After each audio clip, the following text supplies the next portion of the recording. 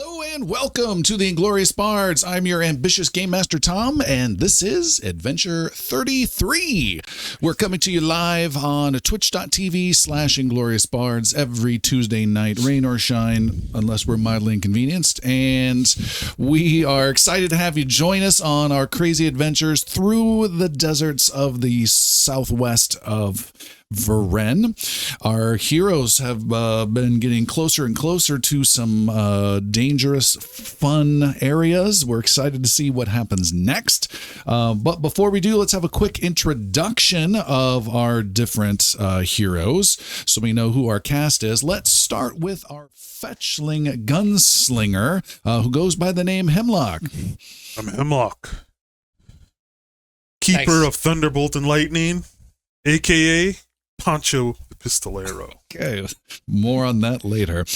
Across from Hemlock is our gnome Bard, the healer and face of the group, some would say, mainly him, Jericho. Hi, I'm Jericho, like we said. Sitting next to him. High charisma on that one. Sitting next to him is what would you say? I guess Pixie, Fey Pixie Ranger Geggy. Geggy, hello everyone. Watching from afar and taking out whatever targets happen to be in the way.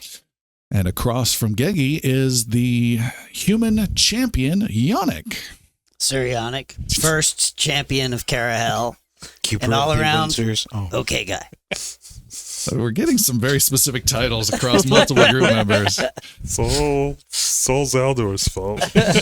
Next to him is Zaldor, a human wizard with the group. Yes, Zaldor, Wizard of the Seven Towers, Keepers of the Wind Spheres over the 1,000 Isles, also Guardian of Thave, and Keeper of Secrets that you may not know yet. Okay. And last and certainly least is the Thaumaturge, a human swordsman in the supernatural named Galen. Galen, a.k.a. Gordon. Okay. We are going to be diving right back into just maybe even seconds before we ended the last session. And we're going to see where we're going to go. And I'm excited because this is going to be the best adventure yet. And let's get a recap of what happened last time from Jeremy. Okay, so we left Sarvid just in the nick of time. It seems like we were being followed by a queen shade, kind of watching our departure, or more importantly, watching Geggy's departure, and keeping tabs on what appeared to be a very, very fey creature, which is not allowed in Thave. Hey, Geggy, keep up. There's some information in here for you. All right. We were still continuing on our way to Kassir so that we could get to the religious capital and the home of the Ash Queen, so that we could, if we can, find and destroy that stone of corruption that appeared where all the vines were coming from. On our way there, Zaldor used the cabin a couple more times. Everyone stayed cozy and healthy. It wasn't a big deal. We encountered what looked like a traveling party, a traveling set of wagons that had been waylaid.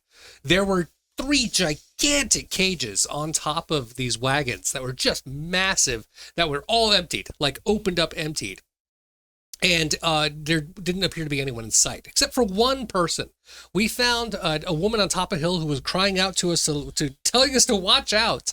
Her name was Melodine, and it turns out she was the boss, the slave keeper, the entertainer from which this entire traveling party was a part of. And those creatures that lived in those giant cages were manticores. That turned into a very heavy battle that we handled fairly well. Kind of had our own levels of whether we were rescuing her or just being a part of the group. Basilisks also showed up, almost nearly killed Jericho. But didn't, and we all were able to get our ways up and out of it just fine. Which was a problem for Galen, because when he found out that Melodine was a slaver, the first thing that came out of his mouth was to end her. That slavers shouldn't be existing. And if we're going to be heroes and following a code, then that means killing those who would enslave others. And it wasn't without reason. She was immediately talking about using Hemlock for entertainments, giving him a new nickname of Pancho the Pistolero. Galen gave himself a new nickname of Gordon. And there was entire thoughts about beating Jericho up as the funny clown, the funny halfling that would always get just trounced every time for entertainment. We opted to not do that and sign up with her. However, there was a conversation about whether or not Zaldor thought we should work with her and work for her to take out the Cairn Witch, who has been plaguing Meladine and kind of following her around. The Cairn Witch, we found out, was separated out from the other Blood Witches, no longer in political power, but still has much physical and magical strength, and has been causing trouble for Meladine kind of for a while. While we debated and discussed on our way to Kassir, we did encounter a massive electrical storm. We stopped at some ruins where there were some other travelers about to camp for one of the nights before we reached Kassir. But this huge electrical sandstorm started coming towards us, and it seemed to be just being really, really dangerous. Through some knowledge of Yosoki writings that happened with Jericho and Zaldor, and even Galen spotted a hideaway, a safe space underground.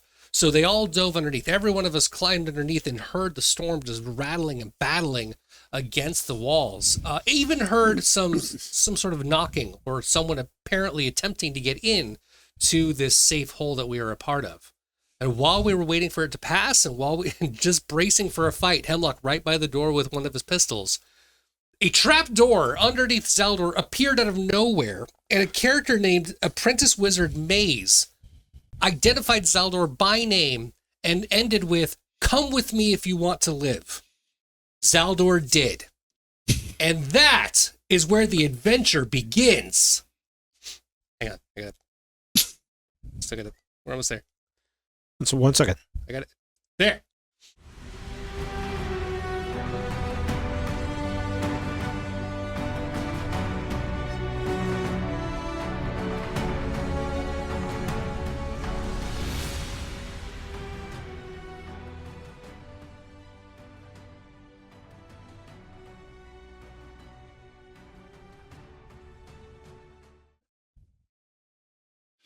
Lightning flashes from this massive storm rolling in fast from the east. The ruins next to the side of the road were several groups of travelers heading east and west along the largest road in all of Thave.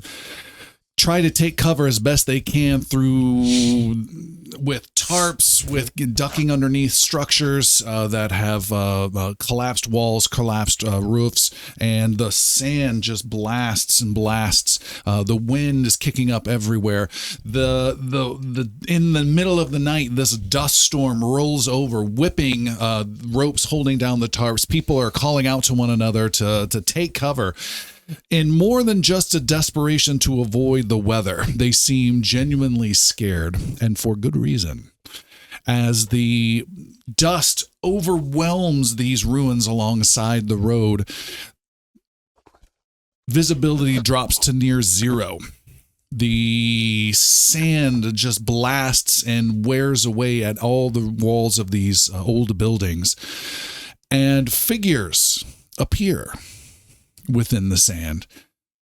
Several figures that are human in nature, in shape, but riddled with bright blue vein lines all through their bodies and arms, snaking all the way down into their mouths, looking like tormented beings. 3 of them come out of the storm that is rolling its way through.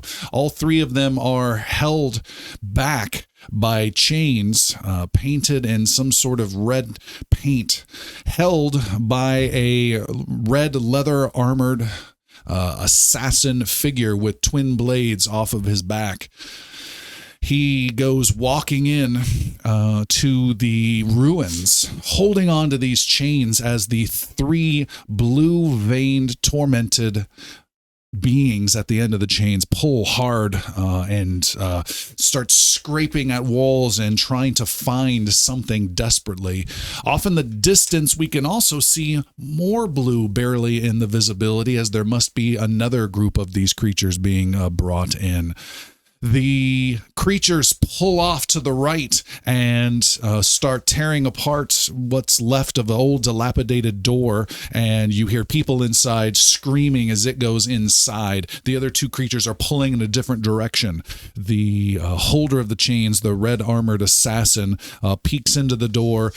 You hear horrible screams that it's doing something terrible inside of those people, and finally he yanks back.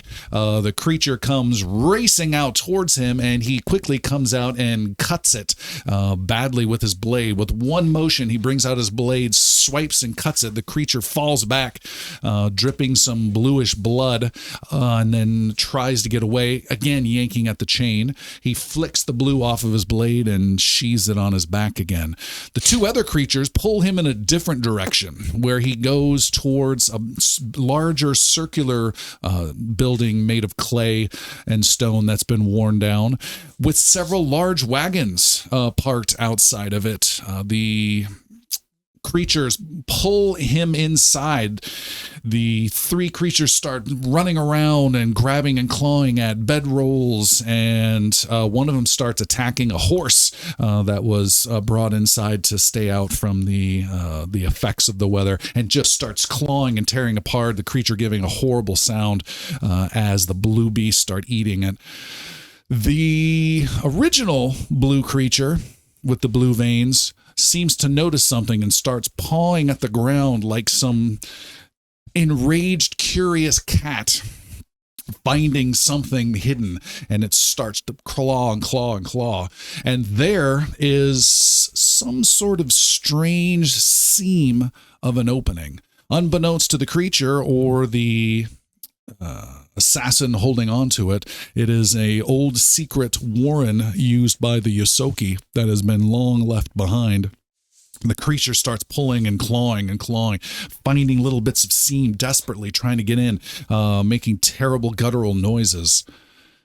On the other side is Hemlock in a tight tunnel, face first, facing that, just inches away from the claws of this creature on the other side of this little portal, with gun out, ready to shoot. Behind is this tunnel that goes down a couple 20 feet or so into a slightly larger room where the rest of the heroes are ready, weapons drawn, ready to go. In here is some old dilapidated crap of old crates, some old bedding from Yosokis that used to be here long ago. And one of the carpet, old dilapidated rugs goes flying over, and a trap door comes swinging up that none of the heroes saw. And there you see a gnome, wizardy little character with a bright robe and a bright big eyes as he swings it open, and everyone turns around and sees the stranger from behind, and he straightens his robe and he looks at Zaldor and says, are you Zaldor of the Seventh Tower, keeper of the air spheres of the Thousand Isles? Close enough. I am Apprentice Maius. I'm here on behalf of the Wizards of Selection. Come with me if you want to live. And he ducks back down the trapdoor. I've been waiting my entire life to hear someone say that. And Zaldor jumps in behind him. High knees, literally jumps, cannonball. He falls first, then his hat falls moments later. Come with me if you want to live. Is it a deep hole, or does that just stand back up? Yeah, you stand right back up. Did y'all hear him get in the hole? But he dramatically, want to live. Someone starts backing out of the tunnel. You see bluish Hemlock, fingers getting through we the are seams. leaving. Yeah. Jericho in the hole. Quick, everyone, let's go. Zaldor, you are being led by apprentice wizard Maius, as he ducks down a little bit in this Yosoki tunnel and walks down quickly towards some other destination that he's excited to get to. I can't believe I found you. How long have you been looking for? It's been a long time. 20 minutes. Either like 20 minutes or 2 hours. or 12 months, depending upon how you look at it. Left, and he goes left. Hemlock, try to close it up behind us. Oh yeah, I'll close the door. Okay. And I'll try to try to have it covered Deception back over. roll overall, please. You can do this. Stealthy. 29. Oh, pretty darn good. You do that as you hear more violence on that opening at the very top, and Hemlock is the last one down in. At the front of this entourage, Maius comes to another small worn chamber. On the other side is a pale yellow little disc of wobbling magic. She said I would find you in that exact spot on this exact day at this exact time. And he goes over to it and starts waving his hands and kind of like pulling from a distance, and the little wobble starts to become a larger disc. We know who she is. Yes, who was it that you spoke to that told you this precise moment? A friend of mine, a very good friend of mine. She's her name is Callian, I think. And he opens up a magical pale yellow portal, and he says, she said it was important to find you and bring you to my master. This is going to take a little bit of time, by the way. And he steps into the portal, and you kind of see him fade away a little bit, and he disappears and seems to be walking through the wall. I will attempt to follow. All right. Holding tightly to my hands. You walk through, and you are in a strange, gnomish size tunnel that, I don't know, I'm thinking of more like one of those gerbil hamster kind of traveling. So I gotta kind of like hands and knees Yes. this, like I'm walking through Chuck E. Cheese with Yeah. my 4-year-old. And it goes straight and then turns up and then curves quite sharply. And he's kind of making his way a little bit and looking back to you as you're crawling on your knees after him. This is not the most convenient way to travel doing this. Oh, I disagree. I like traveling. I'd rather not have to go through all that sand. Well, I can't disagree with you there, but you don't have any room for cabins in here. Cabins, and he keeps climbing and climbing up. As he does so, you find yourself outside of the tunnels and outside of the ruined shack you were in, and in the dead of night with sand and wind and everything blasting through, but you are still inside this magical little yellowish translucent tunnel and are climbing at a slight incline and away. Like into the sky? Into the Away? sky, Okay. 5 feet off the ground, 10 feet off the ground, 15 feet off the ground. You also notice as you look around, the wind goes away really quick, and you see people that are trying to poke out and see if the danger is still present. These other travelers, they're moving very, very fast. Time is not the same outside as it is inside. Oh. And he makes his way through the tunnel heading. And you can, I'd even say from here, you can see the tunnel snakes for quite some distance. So, Hundreds and hundreds of yards. They're moving super fast. We're moving super slow. Correct. So, like, And by we, it's you and this halfling character. Yeah, well, not I mean, us. presumably we would have probably all followed Yeah, that. yeah. Is that what you want? Oh, Yeah. yeah. Is Meladine okay. following? Yes, she is following, as is Gosh, she's Hapley. following with us? Oh, You left that out of the recap, you sir. guys are married, by the way. There's no marriage. She has a fondness for Faye. We don't know that she's pregnant. you could try kicking her out of the tunnel. We might find out by the time she gets to the end of the tunnel, though, if she is She pregnant. might have the child. Nice. I don't know, whatever. Ice bandits, is that what that was? Yes. This guy has. She calls out to Poncho, She says to you, what is this? Quiet and keep moving. Just keep crawling. You knew this was here? Oh yeah. Oh, Quiet and keep moving. all right. What It's all part of the plan. She follows. The rest of you are in this tube by the sounds of it and find yourselves crawling over the sand, getting about 20, 30 feet up off the ground, walking for quite some distance, hundreds and hundreds of yards, leaving the ruins we're behind. walking. They're kind of crawling. That's true. Yeah. That's true. Is it kind of Doppler effect? He's way far ahead. We're hearing from where we're at. We can't make out what he's saying. No, okay. you can still hear. I think the only one behind me is Hemlock. Yeah. So I'll Roman. tap. Wait a minute. Last, He's for sure. behind. Where's Hemlock this- was last. Hemlock was last. So the only one Last up behind to the me. trapdoor. Yeah. So I stayed to make sure Hemlock got through the trap door. Okay. Yeah. I mean, Geggy, aren't you usually first?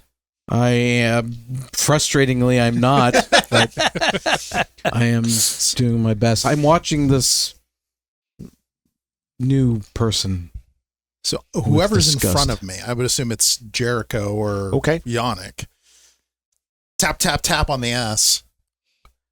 Where are we going? Keep Pass it quiet along. and keep moving. Don't you know to be quiet in the magic tubes? Jeez. Never been in a magic tube before. Shh. You shh. Shh. Both of you, shh. We keep it down in the quiet tubes, please. In the This quiet isn't the proper tubes. way. You're going to call the episode Jericho and the Quiet Tubes. Yeah. All right. You are going for Months. say a couple miles, 2 miles. You're I have to traveling crawl down for 2 this. miles? Yes. Meladine has her second child. You are traveling for quite some time. It is quite uncomfortable. Have we seen day pass? except for us. You have seen day More comfortable, arrive. yes. It is wow. it is bright out. You can feel some of the heat, even though it's winterish. It's definitely still warm sometimes here in Thave. Even the wintertime, you can feel some of the heat hitting you as you make your way. But you can, if you stop for a little bit, you can barely start to see some movement of shadows as time is passing. Apprentice how much Wizard longer? Maze, I stand by my original comments in that this is not the most convenient nor comfortable way to travel. I do appreciate being out of the storms and not having to travel through the sand. However, in the future, if you need to recover another wizard of a tower, I recommend a much more convenient travel option that accommodates perhaps all sizes. Well, don't worry, we're almost there. Oh, And he points, and you see some distance away a yellow little snaking tube making its path to a tower floating 80 feet above the ground, rising up perhaps 100 feet above that is the tower itself. He says, I'm taking you there, to the 5th tower of selection. the 5th tower. The 5th tower. The 5th tower? What happened to the first 4? They weren't selected. And he continues to make his way. I wonder if it's... Zaldor, if it were possible, gets a little bit more sped up, little skippy, rock the step. Can't believe it. We're going to the 5th tower. Yeah. Crawls more enthusiastic. And then there's Yannick in, what is it now, like half plate with the Bashard Yeah. and shields. I'm so sick of this. Need a push again. You're the only one causing a Yeah, bulge. half police behind you. The magic tube is getting wider and wider. Tell that apprentice how uncomfortable this is. You got to squeeze from one end of the tube to get the onyx out. Tube is constipated. It happens. Show title, Constipated. Zaldor, you arrive at the end of the yellow transportation tube and find yourself on a stone that is maybe the size of a bus, flat stone the size of a bus, that has another one in front of it and a third one in front of that, all like large steps, but without a big verticalness to them, each of them heading towards this tower. The tower, as I mentioned, is floating 80 feet above the sands. It feels still pretty warm out with the sun. As you look around, Zaldor, you see that time has returned back to normal once you've stepped out of the tube. And How long does he have to wait for us to get out? It's up to him. And Because done. I turn back around and you're all just slow crawling. Oh, here we are. Yannick takes forever. I just hop right out, though. I just hop right out. I go, Peep die, Apprentice Wizard. Mayus, that was a great tube. I liked it. He says, people die. Yeah, it's even more fun going down. Oh. Is there any chance you could get Because I know the spell grease. Oh, I've had that cast on me before. Appropriately. Welcome to the 5th tower of selection, he says with a grand motion. And then someone else pops out. Zaldor's beaming. So happy. I can't believe I made it. I have a small question. Geggy pops out. Our enemies cannot follow behind us. Every question Can you do they? is a small question. Sorry. Our enemies cannot follow behind us. Not unless they know magic like me. Oh, and welcome to the 5th tower of selection. And he motions grandly to the tower. What does the tower look like? It's a tower, Of selection, you know. the 5th one. No. It's like you've never seen a tower of selection before. Come on. It's a tower. It has a giant, oversized arch, maybe 30 feet long, even though the door is slightly larger than normal size. I'd say you guys have been adventuring a bit. You know this as an old Chiloran style of architecture from 2 ages back, so it is quite old. I'm just curious with the name. Is it the 5th? Like there were 4 towers of selection before it, or is it the 5th tower and this one happens to be the tower of selection? Like the 4th tower is the tower of kitchens, and the 3rd tower is the tower of summoning. No. Dear child. No. Well, the first tower we built in a swamp. That one fell down. There are 12 towers of selection. Okay. I am Zaldor, wizard of the 7th tower, keeper of the wind spheres over the 1,000 isles. So it's a tower of selection? So this This- seems like a downgrade. Is the tower of 5th selection. The frescoes are so good. Meladine comes out and she says, "This is quite unusual. What happened? It was nighttime." Yes, well, when one travels magically, there can be time transference. It does not always apply to real stale when you're moving. from Welcome states. to the 5th tower of selection, he Why says is this to her. one still alive? The wizard? Because he got us here. No. This creature. Talk to Galen about that. Yannick and Galen finally get out together as a pair. Feels like it's been months in there. Oh, God.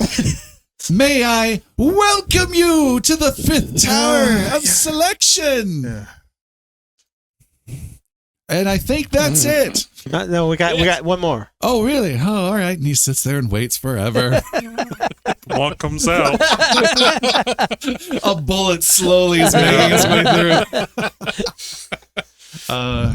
He says, "You're all certainly welcome guests of mine to be here. Watch your step. There's no protections here. It's quite a bit of a fall. The sand is still quite hard from this far up." Mayus, was it? Yes. What are we doing here, Mayus? I need you to meet someone. We're still in Thave? You look around at the desert all around you in all directions, and yes, you are. Are we meeting Depressing tower. Callie and Varro or someone different? Someone different. Well, okay. Welcome to the 5th Tower of Selection. Thank you, dear boy. I see where Zaldor gets it from. Must be a wizard thing. He starts closing the What are the tube behind towers you. of selection? He says, I think you should ask my master. Please, come inside. What's your master's name? Just so we can greet him by name when we see him. One does not ask a wizard one's name without letting the wizard introduce Master himself. Brilmain. Things are different in Thousand Isles. Okay. Yellow tube. Master Bro-Main. There's so many things I could do with that name. He hops up to a step, and goes to the big double door and waves his hands, and then there's a little ka-chunk, and the door slowly, on like stone against stone, grinds open. And there's a grand foyer that he steps into and says, Come in. Yes. Lead the way into the 5th Tower of Selection. So excited. It's Zaldor, it's the 5th one. how many of these towers have you been to? What? This one? The I thought 7th you were, Tower. but you've been to this one now. You're Oh. at this one. Yes. He takes one step in. Two. Now 2. Needs to change his pants. Wizard of the apparently. 7th Tower. I can prestidigitate that clearly. The tower foyer envelops you in a chill the moment you cross the threshold. Polished stone walls rise around you.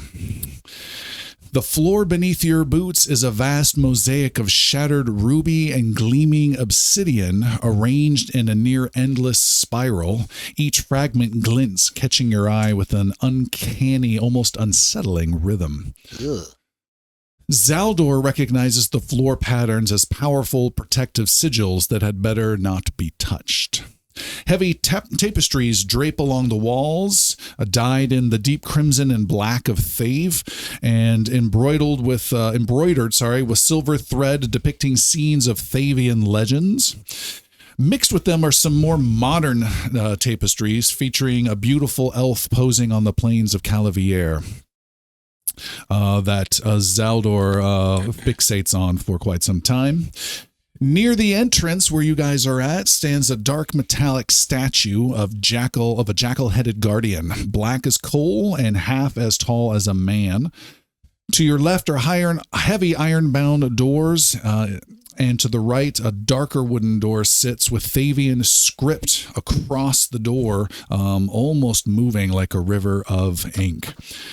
Maus points to a coat hanger by the door, and he makes a motion, and the big doors slowly grind closed, cutting you off from the hot sands outside. He says, I will go speak with Master Brilmain. You are welcome to stay here, exactly here, or you can stay on that edge stone over there, and then there's a little sitting lounge area if you want to get more comfortable.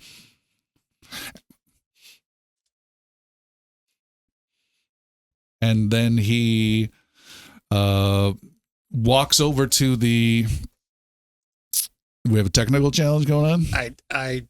Seth decided to not show up anymore. Mhm. All right. Perfect. We'll figure that out. The camera panned. Camera panned. All right. He then motions with his hands, and different little sigils on the floor start to illuminate, and he makes his way across them very carefully, moving his hands, and they change color behind him as he makes his way down a hallway. Zaldor, is your tower this beautiful? I mean, No. No. Yeah. Each tower has its own intrigues and styles, and for me, it's just been such a normal situation to understand the isles and the spheres and the different sigils that are there. But this is something. This is quite a new level of the history. I've seen these tapestries before, but never like this. Never in the size, of course. And over here, that's this door. That's a different looking door. And it's the same place as my door would be. It's different. You can look out from where we're at and see the horizon. No longer. You've been cut off from the outside. Cut off from the outside. All right. You're Zaldor. safe and secure. Do you know of Master Bromane? Before he can answer, you hear a conversation. From down the hall where Apprentice Maius has gone, he has opened up a door and gone in, and you hear a conversation that is loudly echoing through the stone sigilled floor. Master Brillmane, I have brought guests here. Guests! I know. Who are they? Important guests. The diviner in the green cloak. You know, the diviner who visited last year. She and I had a conversation. She said, I should go and find these guests and bring them to you on this very day. She said they were important and would be in great danger from the blood witches. Is that so? And when were you planning on telling me this? Only I allow entry into my tower. She said you would say that, and that I should say, it is a secret to keep for the next year to prevent Brillmane from finding out and making a foolish mistake. A foolish mistake, eh? Well, I have learned her insights are not to be taken lightly. We will discuss you and your secrets later, you and I. Now hand me my staff, and again I will ask, one last time, whom did you bring to my tower? The diviner told me to seek out and bring to you heroes, led by a wizard named Zaldor of the 7th Tower. You hear the clatter of a staff hitting the floor. Zaldor. Zaldor of the 7th Tower. You brought him here? Of all the people, I told you he was never to be spoken of within these walls, let alone brought within my tower. How dare you, Maius? I will have your hide for this. Your reputation precedes you, Zaldor. I'm sure it means someone else. The diviner said you would say that, and for me to say, you must help the hero Zaldor's with, as the fate of Varen will lie in their hands. Curse that woman. Fate of Varen, why does she think... In my own tower. All right. Pick up my staff. Bring these heroes to me so we may speak. But not Zaldor. If I even see his face, I will blast it off his head and leave a smoldering knob behind. He seems friendly. We have a history. Did you abscond with his You don't daughter or say. something? The Maius approaches with kind of a sheepish, nervous grin as he comes in. He starts motioning his hands to get through the sigils on the floor and comes over to the group. My master Brillmane is excited to meet you all. Uh-huh. Yes. Oh. No, we heard. Oh, You didn't close the door. Apprentice Wizard Maius. In order to make this transition and possibly necessary errand as simple as possible, might I have a seat in the sitting parlor while Master Brillmane speaks with my compatriots? of course. Thank you. Flourish! And off he goes. Commenting, oh, this is how mine is, and mine doesn't look like this, and that door is different. Zaldor, what are Is we he walking right-handed? into? This is not where this one's... Zaldor is left. Zaldor has left the building. Or the room, at least. Maius says, follow me, and he starts doing like this crazy game of pseudo twister with his feet, touching one sigil, then another, then hopping over another and touching another. Oh, I know how to dance. I can do this. I will copy his footy steps. All right, you do not die. Yes. Actually, make a roll. I'm making the roll. Flat, odd, or even. As happily to do it. Odd. Oh, that was Walk good. normal, happily. Yeah, Happy's really nervous. Let's see what happens. You just push it. Splay, boy, splay. And Jericho is following the apprentice, your new friend. She seems a little just as confused, I guess, as Galen. You know this place? Like they're making the same face. Like we see Galen with the one eyebrow, we pan over to Meladine, same eyebrow. You've traveled throughout Thave and you've never seen this tower, Meladine? I've never seen anything like this before. I've traveled through Thave and I've never seen this tower. This is like the 7th or 8th tower I've seen. They all start looking the same after a while. I've been through a couple seasons with Tom. It ain't my first tower, you know? Can't swing a dead cat without hitting a tower. Not my first top tower. We should follow Jericho, but Meladine, stay with Zaldor, please. No, she comes with us. No, she does what she pleases. No, she stays with Zaldor. She's defeated. She was. It's a lose-lose for you now. Well, now what do I do? No matter what you do, Amanda told you to do it. She says, I have chosen on my own. Meladine, you're a free spirit. Do as you will. You stepped on the wrong thing as you said that. No, she says, I will stay here and please keep me company. And she takes happily with her. And they go into the lounge. It's a lounge. This place gets nicer and nicer the longer we stay. It's on the Lido deck. Hemlock follows Jericho, trying to mask where he stepped. Okay. Better meet on the You Diddy do deck. not die. Oh, very good. All right. As does. No. Wait. Okay. I watch for others. So Jericho and Hemlock follow. Yannick goes. And Yannick. Galen, go. And Galen. All right. All right, Giggy goes. Wait, do they die? That's up to them. You guys enter a study, a wizard study here within this tower. This floating tower over the sands of Thave.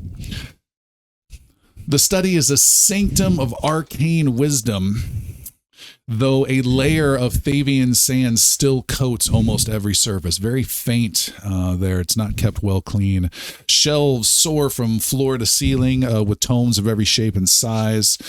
They are a document and testament to all sorts of magic of the region.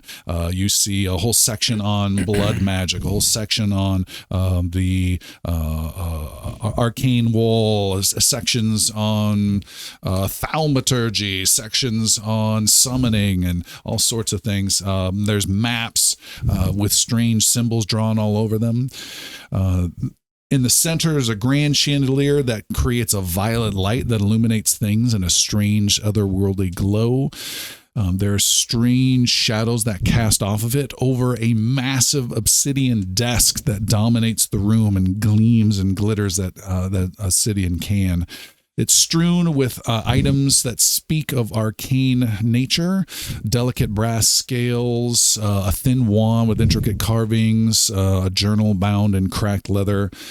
And sitting behind it is a wizard not too unlike Zaldor, a little more gruffish looking. I don't know the actor's name. He's the guy from Succession. Brian Cox. Thank you. That kind of gruffness, but with a bigger beard, is what you see. He's got a gray robe, Gandalfian robe, but with some little fancy Thavian red trim to it that he's added, and a hat similar to Zaldor's that's on the desk next to him. I would have said Super Troopers, but whatever. Okay, that is true. Wolverine. Yannick, having been, part of the Temple of Carahel and the library, is sort of taken aback by the amount of knowledge and books there, and is sort of like, while keeping sort of an eye on the wizard, is definitely like, if there's downtime, like, we're just sort of in that awkward silence piece, he's sort of walking around looking at the different sections quite captivatedly. Greetings, salutations, people dying. Hello, my name is Jericho Condilience, and we're the heroes that I guess Callie and Vero warned you about. He does not rise. but looks up and nods and says, "First," Don't get up. My, hi. he says, "First, welcome to the 7th tower. I thought it am was the Master Brillmain. Fifth tower. You know. Welcome to the 5th tower. I am Master Brillmain. And second, we don't use gnomish phrases here anymore. We've had a rule here, so I ask you to abide by that. Welcome. And you, What's the phrase? People die. we do not use I heard you. such gnomish phrases here. We have heard far too many of them. And who, may I say, am I speaking to? My name's People Die. I'm sorry. My name is Jericho Quintilians. I'm from Edlinholm. A pleasure. You have traveled far, Jericho. This is Sir Yannick, first knight of Carahill. Sir Yannick, and he gets up with a raised eyebrow, goes over to a bookshelf and takes a new book off the book and places it down, turns a couple pages and puts his finger and follows some words and says, "I have seen writings from your goddess that identifies you, a slayer of demons. First champion. I am impressed. He is super impressive. Would you sign my Carahill book?" Don't forget the sir. Yeah, don't worry. I'm Hemlock. Poncho! Yeah. So where you have the subtext underneath you? He nods. Stiglitz. Galen's also drifted over to the thaumaturgy section, cannot resist, and just over his head's Galen and waves. He says, "You are a sword sorcerer yourself, Galen." Something to that effect, yes. "And you are not there, Pixie? Those You were not there. No, No, Geggy yes. came. Geggy did. those- Okay, I thought you those- didn't go. Okay. And then you. Show your badge. There are those here, but I don't have my badge. Okay, it's I don't have that. so you could show it. It's yours. You could do it as you want. Oh, I'm sorry. Yeah, Oh, stupid. This is readers. Geggy. The badgeless. Those the badges. Yeah, those here call me Giggy. Are you, I am Giggy. weird question, are you, because you've been in hiding kind of, because of your fayness, you haven't been My famous flouting. you're super fey. super vague. Stop flouting your fayness How are around. are you like hood off now, or how are you, how are you? If What's the your group appearance? has been approaching and introducing themselves to someone, then this would probably Are be you a- in famous flagrante? No wings. No wings. It's a very formal gesture at that point. All right. Well, it is a pleasure to make your acquaintance. I do not often get guests here. It's welcome company from... Oh, and My our very apprentice. good friend Zaldor's in the other room. So I have heard. I know you don't like him, do you? But why are we here? Jericho just found a kindred spirit. Tell me all the things that makes him horrible. What do you hate the most? I hate the snoring. One apprentice comes and calls our friend by his name, puts him into a tunnel, brings him here, assumably by at your behest, but not at your behest, by Callian Vero.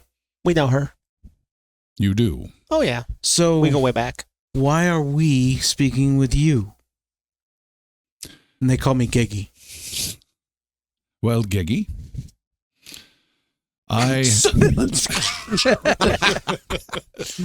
we have a rule about you shutting your mouth. Zap those wings right off you. We had a rare visitor some time ago, almost a year ago, I would say by now. of our mutual friend, Callian Vero. Apparently, she had a conversation with my apprentice behind my back, which I will have a few words with him about. But she did also speak with me and say that I, at some time in the future, would need to meet with heroes traveling through Thave, strangers to Thave, and that I would need to provide information of the area and of what help they need. She said that you would be bearing a great weight upon you. I told her that was not the concern of a Tower of Selection, that we are impartial in these matters. She said that didn't matter. I didn't take kindly to that either, but I know better than to defy her. She played no small part in the defeat of Char Ice several decades back, no small part in the defeat of the Silent One several years back. So I have learned to listen, and I know there are thousands upon thousands who do not know that they owe their lives to her. So I will offer you what help you need. She's a big deal. She is a big deal. A big deal. She is someone who... She doesn't impress me, I'll be honest. And I know her. Then why are you here? Well, because a gnome brought me. Gnomes impress me. You might argue that Callian Vero brought you. And if somebody of Brilmain's stature places a good deal of weight on her resume, maybe you should too.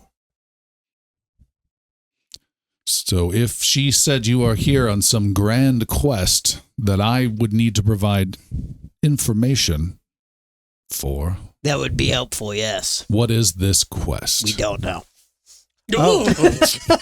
I just felt a disturbance in the fifth tower. I have a whole list of questions. So I assume, like my friend Sir Yannick, that because you have all these books and scrolls, that you're very, very smart and you know a lot of things. I know a great deal about specific subject matters. Oh, okay. Because I think we have a lot of questions. Do you know what Vedanite is? Is it a magical vegetable? I think it's a rock. It's a mineral of some sort. Something about the head, the heart, and the hand. It can and protection. Protect from certain magics. And it is a mineral, like a crystal? Or a rock? Or a mineral. Could be igneous, sedimentary, metamorphic. Like we said. I can take a look through my books, and he gets out a quill and a blank long scroll and writes that name down. And how does Tom spell that? Bedenite. Very well. Close enough. Well, that's the gnomish spelling. I will look into this Vedanite. I got tons of questions. Go ahead. Have you ever heard of a guy named Cher Mordrin? Yes. All right, because apparently he's... Tower. All right, because apparently that's what this Red Knight's supposed to protect us from. Because he's been doing stuff to us. He's rewriting reality. Yeah, apparently he got a book that lets him write in it, and it changes what's real. First question. Okay. What? Second question. So Cher Mordrin, and he has a book. And apparently Cher Mordrin is not in Varen any longer. He left years ago. Back. He's back. He's back. That's what was it Callian Vero and the carpet salesman, right? I do hope they talk with him about the carpet salesman. There's so many good facts that we could speak about. We really need Who are you Zaldor here. talking to, Zaldor? I've got Meladine here with me, and Hapley, who may have had their own little experiences, and Happily seems a little worried. Back I'm trying inside the study. This Karen Varro said that she was getting people together to go do a big fight in Rescalon. And then these guys talked to a guy who sells carpets, and he said it was this guy, and he's rewriting reality. You see Geggy here before you. Till a few weeks ago, it wasn't Geggy at all, but somebody else entirely different. They call me Giggy. He seems to be getting more and more confused each sentence that is spoken. You said that Callian Varro is fighting in Rescalon now. Has that begun? I think that she's got, like, some of her friends are people that I don't know that she is. She seems more like, ooh, this is going to happen, or it did happen, more so than, like, stabbing people. She told me that that time would come, and that was quite some time ago. I did not know that Azamir had made that move. They have not necessarily, I don't believe. She spoke of her need to focus on Rescalon and the coming of a general creature, something they called the General, I believe, or the Goliath. She sent us into Thave to battle an unknown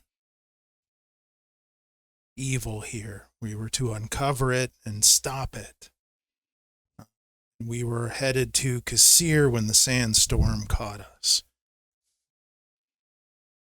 We did find something in Thave. We had a great battle with there was a town taken over by blue vines. Ericrin? That was town. A corruption. Yes. A big stone was in the town. Yes. Where is this Aircrin? To the west of here? Yes. Like halfway to the ocean. Why do you not know? This is your tower. You've been in Thave for a while. Why do you not know? To the wooded winds.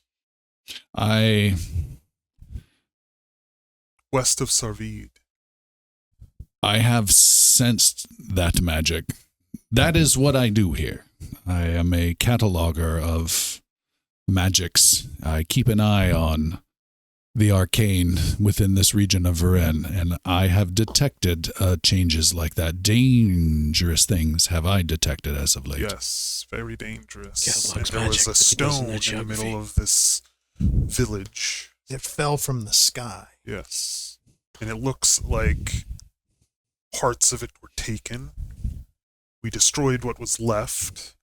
Our champion, our knight here. It was so awesome. He took this big magic axe and just and thing went and all went over, and it was so super cool. I mean, it's really dangerous, but he does dangerous stuff and then survives somehow. I don't know how he's super tough.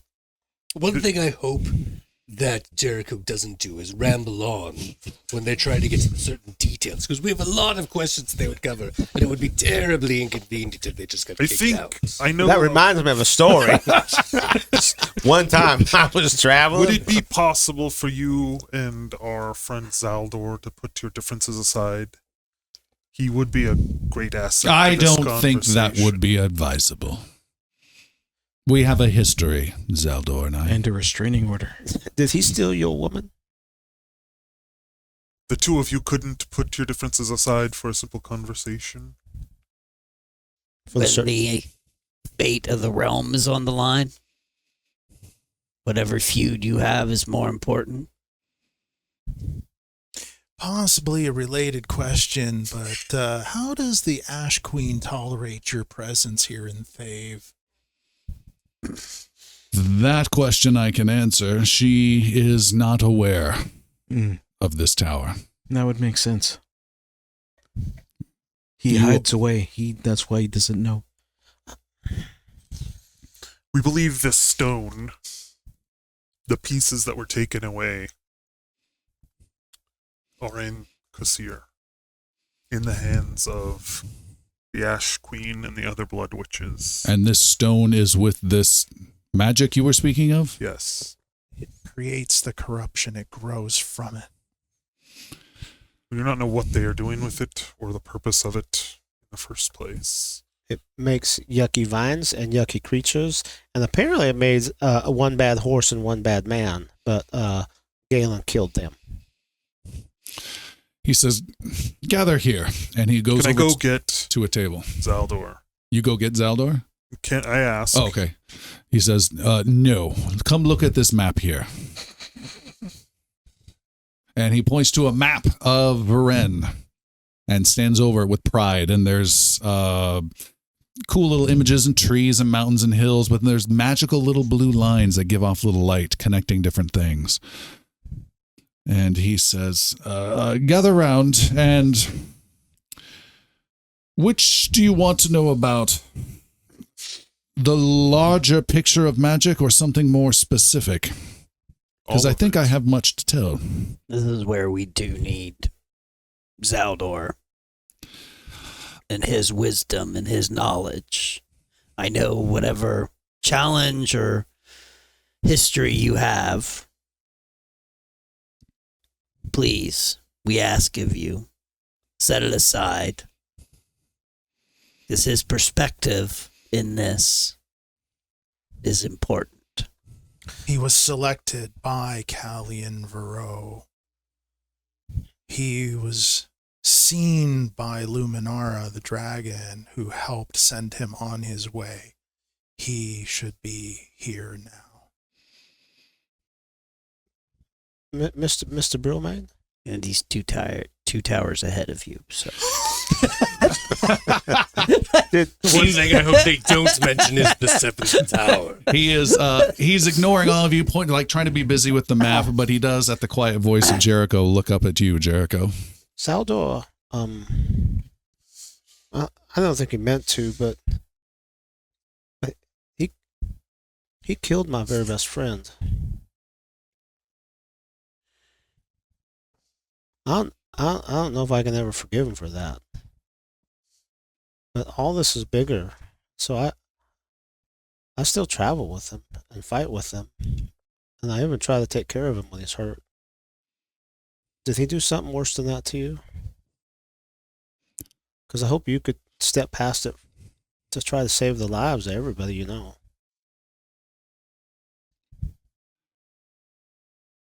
My warning from our diviner friend Callian Vero was to help heroes. I do not count Zaldor among them. Maybe you're not good at counting then.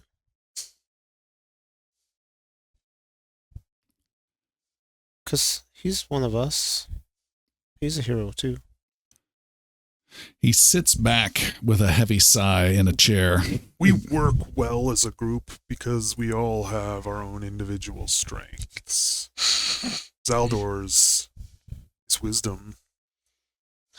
Well, Settle down. He would be in value.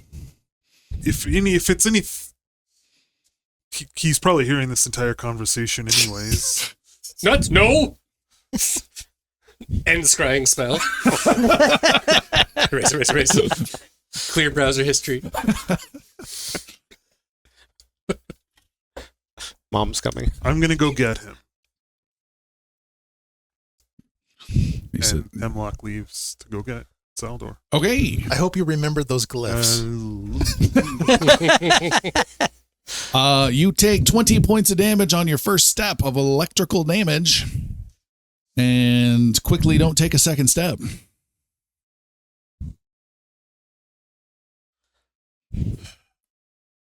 So it's going to be. He calls out from his seat, you are welcome to leave this study, but Zaldor is not welcome here. Okay, then proceed with And hopefully your information you ego have. doesn't get us all killed. He says, it's not ego. If anything, it was some years ago when an old Zaldor, I don't know why he said it that way, when an old Zaldor who never took the reins in his very long apprenticeship finally was thrust into taking ownership of the seventh tower. But he was not quite fully equipped, and he was alone for some time in that tower. And I took the rare opportunity to help this stranger and guide him since his master passed away suddenly.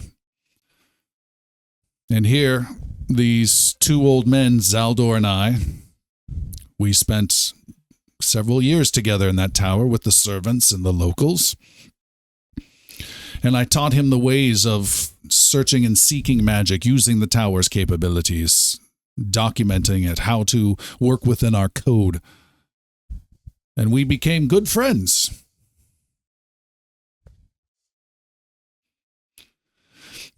And there was a treasure within that tower.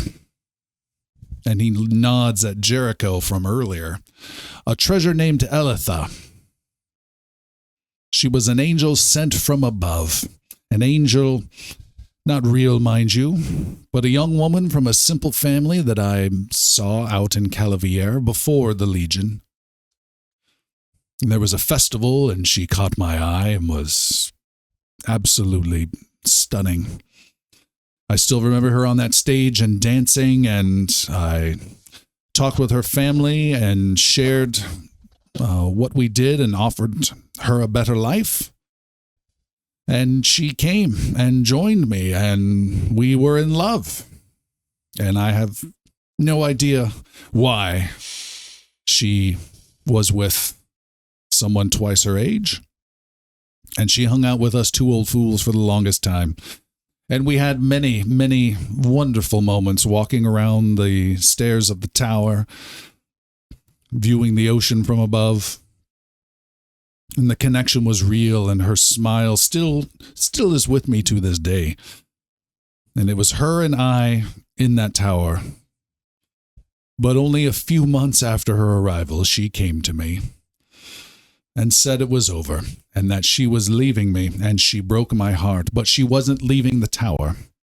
She had found another. My friend Zaldor. She said she had to follow her heart. Of all people, him. I helped him. I came to him and gave him years so he could do his work. Her heart wanted what it wanted, and it was not mine. And no matter how much I wanted that to be the case, she left, and they married. She said she still cared for me. She cherished the moments, but it wasn't like the love she had for him. So he took away my beautiful Elitha. And now here he is within my own tower. It took me everything not to strangle him or more back then. But now he's here. And now you ask him to come into my study. I think we can do well enough without the likes of him, he says, pointing at the map. Yeah, my partner decided that they didn't want to be with me anymore and left of their own free will, I sure would pin it on the other guy and hate him and blame him forever. That sounds about right. Then you know how I feel. Galen goes back to reading his books. Zaldor, that backstabbing bastard. No, I think we're fine.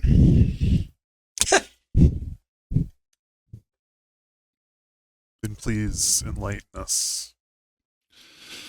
Then the bigger picture first. He points to the map of Varen. Here, we have the Azimir Wall cutting off Thave from what used to be southwestern Thave. The Azimir wizards have still been quite cryptic about why they've created this wall, and the Blood Witches have been spending a great deal of their magical energy, as that is my job to track, working against that wall. I don't think there's any ill will, but I don't follow the politics of the Ashen Queen and her witches. They just want their territory back, is my feeling. But something has changed in the magic. Something has changed here, and he points to the southeast of Varen. Zexa. It used to be a gray cloud in my vision, in my scrying, a gray cloud of magic, a depressing gloom that wicked, nasty soul Zexa has over his domain.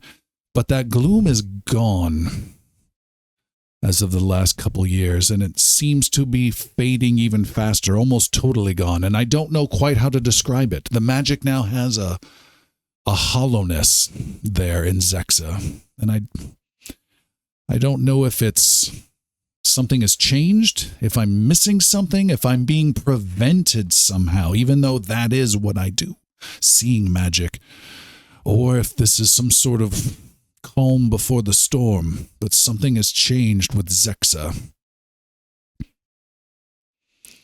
And then I have sensed over the last couple of years a rise in necromantic power around Palacia and Rescalon to the northeast. But again, I do not know much about the politics of the situations. But that is my magical read. My focus, however, and the purpose of my tower is here in Thave. What I have detected as of late is a corrupted power, a magic, to the west, very focused. And that changed several weeks ago. That seems to line up with what you were talking about, Hemlock. Yes. I now detect that same focus to the east, just east of me, in Kassir. Specifically in the Ashen Queen's palace. Specifically beneath the palace. Even more specifically, 3 levels below the ground floor. I've been able to narrow it in, and that corruptible power seems to be growing. And it seems quite nasty, quite otherworldly. It has a sense of a contagion, a plague to it, but not something of the body. I don't know quite how to describe that to the non-arcane.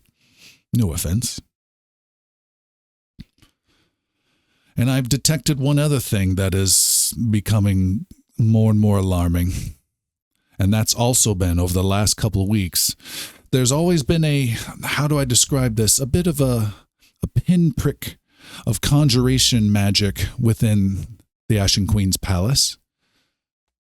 The northern spire, top of it to be specific. And that has grown much more intense as well. And I believe that deals with movement, teleportation perhaps. Not our tunnels, but something else. And that, combined with this magic you speak of and what I've identified as some sort of magic contamination, worries me a great deal. But again, it is not my place. I monitor. It is part of our code to log, track, sense, seek. But I had a visitor a year ago. She said this would be my time to finally make a difference. So here I am, trying to do my best.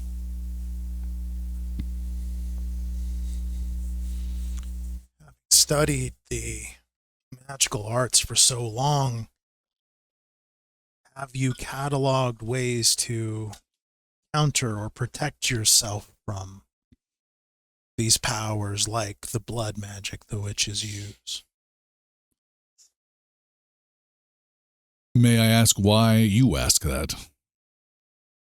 Well, we have been tasked by Callian Varro to walk into the lion's den. We are headed for To Kassir. Kassir.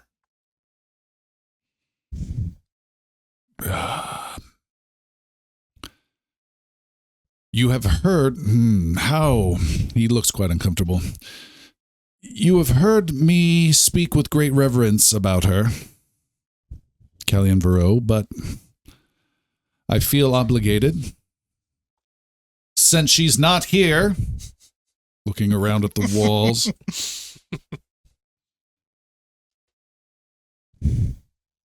she sees futures. She guides paths. Not all who follow live. And not all her futures come to pass. It is not guaranteed. But she did say you would be here. According to my apprentice, he would find you at a specific time, and he did. I just give you a warning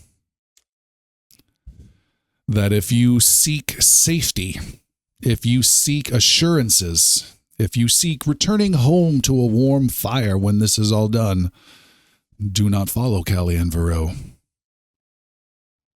She sends armies to their destruction and heroes to their doom, but saves worlds at the same time. We go into this with eyes open. And friends already lost. He nods. He looks at the door. Does make me wonder sometimes how many gnome apprentices have stood at hatchways waiting to meet folks on her call. Those folks never appear. It's a good question. Because the successes make you look like you're amazing, and the failures never get heard of. She seems to have more successes than failures, but there's a cost always. That there is. So, Galen, you say your path is to Kasir. That's correct. Then based on my words, your path is the Ashen Queen's palace. That's what 2 is correct. The room of the princess, specifically. He's reeling in figuring that out. We need a way to get in and not be detected, if that's possible. We have to be able to move about. We have to be able to leave quickly if we can. Especially you. I just mean that they're on the lookout for folks like you. A Well, little that bit could be more. to our benefit. Or a detriment. But if there is this corruption, this power of corruption that we have seen that is now below this palace, we need to look at that as well. That's what we've been tasked to do, to destroy the corruption before it can grow, before it can spread. I feel like this is an attempt to prevent a war on multiple fronts. How so? Well, if Callian Varro is in Rascalon fighting a battle for the continent up there, it would be disastrous to have a corrupted power arise in the south and push north. Into Navarre. Well, that's not their goal. If you take their corrupted magic, that this rock is doing this blue stuff, and you add in what you said about that tower, of the ability to transport or teleport, Right. and their desire to get past the wall into Azamir, what if they put this blue corruption on the other side of the wall? They bring the war to Azamir, while Azamir's trying to... He tries not to puke. That Well- is While Azamir's Azamir's trying to fight off this bad guy up at Rescalon. And You they're- can see why we'd want to keep another piece off the board. I hope you are wrong, Jericho. Quintilians. That is why I do not get into the politics of things. That is nightmarish. Well, that's not politics. That's a potential reality we face. It's survival. And that reality grows by the minute. The longer we wait, the longer it takes for you to assist us. and probably the longer it takes for Zaldor to be in this room. I thought I heard something earlier. Something about you possibly making a tremendous mistake. Not helping us. I want to avoid that. Then let's figure out a way, as impossible as this sounds, to get you through the walls of Kassir, through the enforcers, through the Queen's shades, through all the incredible amount of magic that all the different blood witches, let alone the Ashen Queen herself, have, and into her palace. Jazzy music kicks in, he turns into George Clooney. All three vaults point into one spit. 150 million without breaking a sweat. We have a writ of trade that we were planning to use to get through the gates to the city. From there, we had no plan. Which is really where we're at our best. But you reacted very peculiarly when Gegi mentioned the princess. Do you know of the princess? I know what I know of the princess, and that is I sense a great deal of magical potential within her that has never been touched. And for her to be now a piece in this game is interesting. Mr. Hemlock, could you hand me that medallion around that bust over there? Yeah, Hemlock does, but he takes a look at the medallion. It looks to have some little clasp, and there's going to be something hidden inside. Obviously hidden, it's a little memento hidden inside. Okay, he hands it over. All right, he clips it and looks inside and touches and closes and shakes his head. There's much to figure out.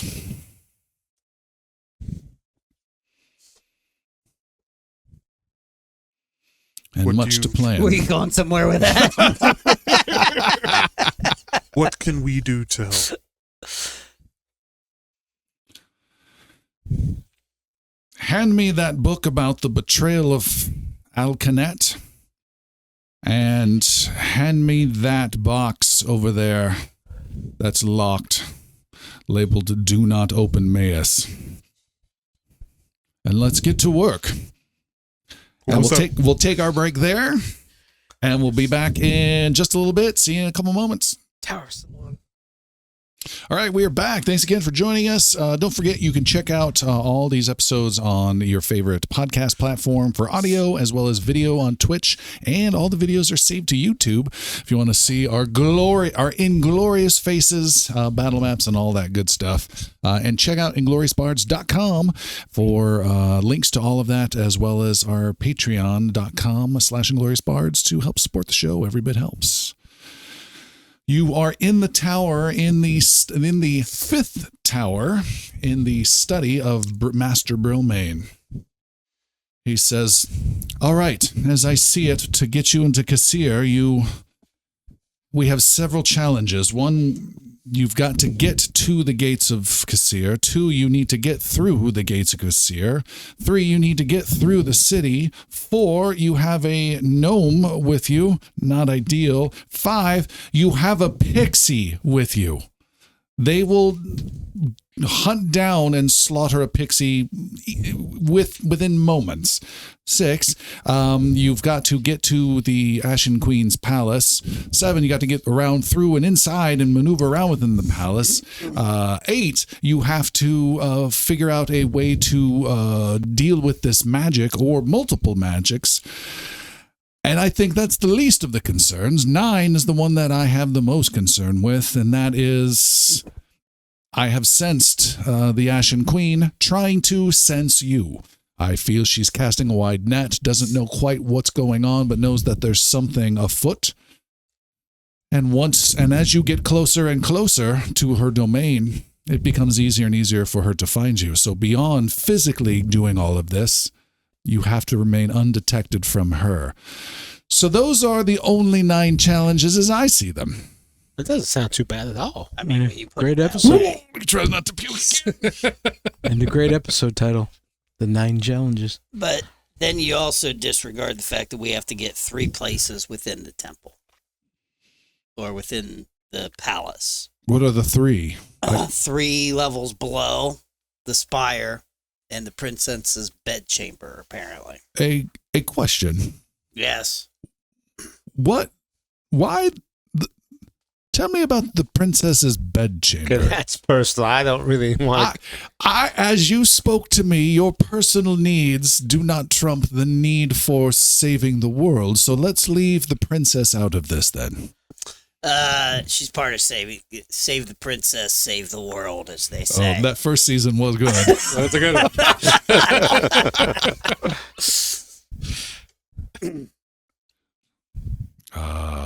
All right, I will. Let's just say it's a Callie and Varro thing. Fair enough.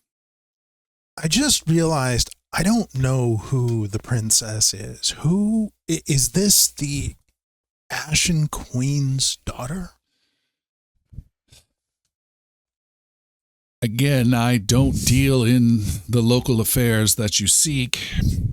My understanding is she is the queen to come, the queen in waiting, the princess in waiting. I don't know these things.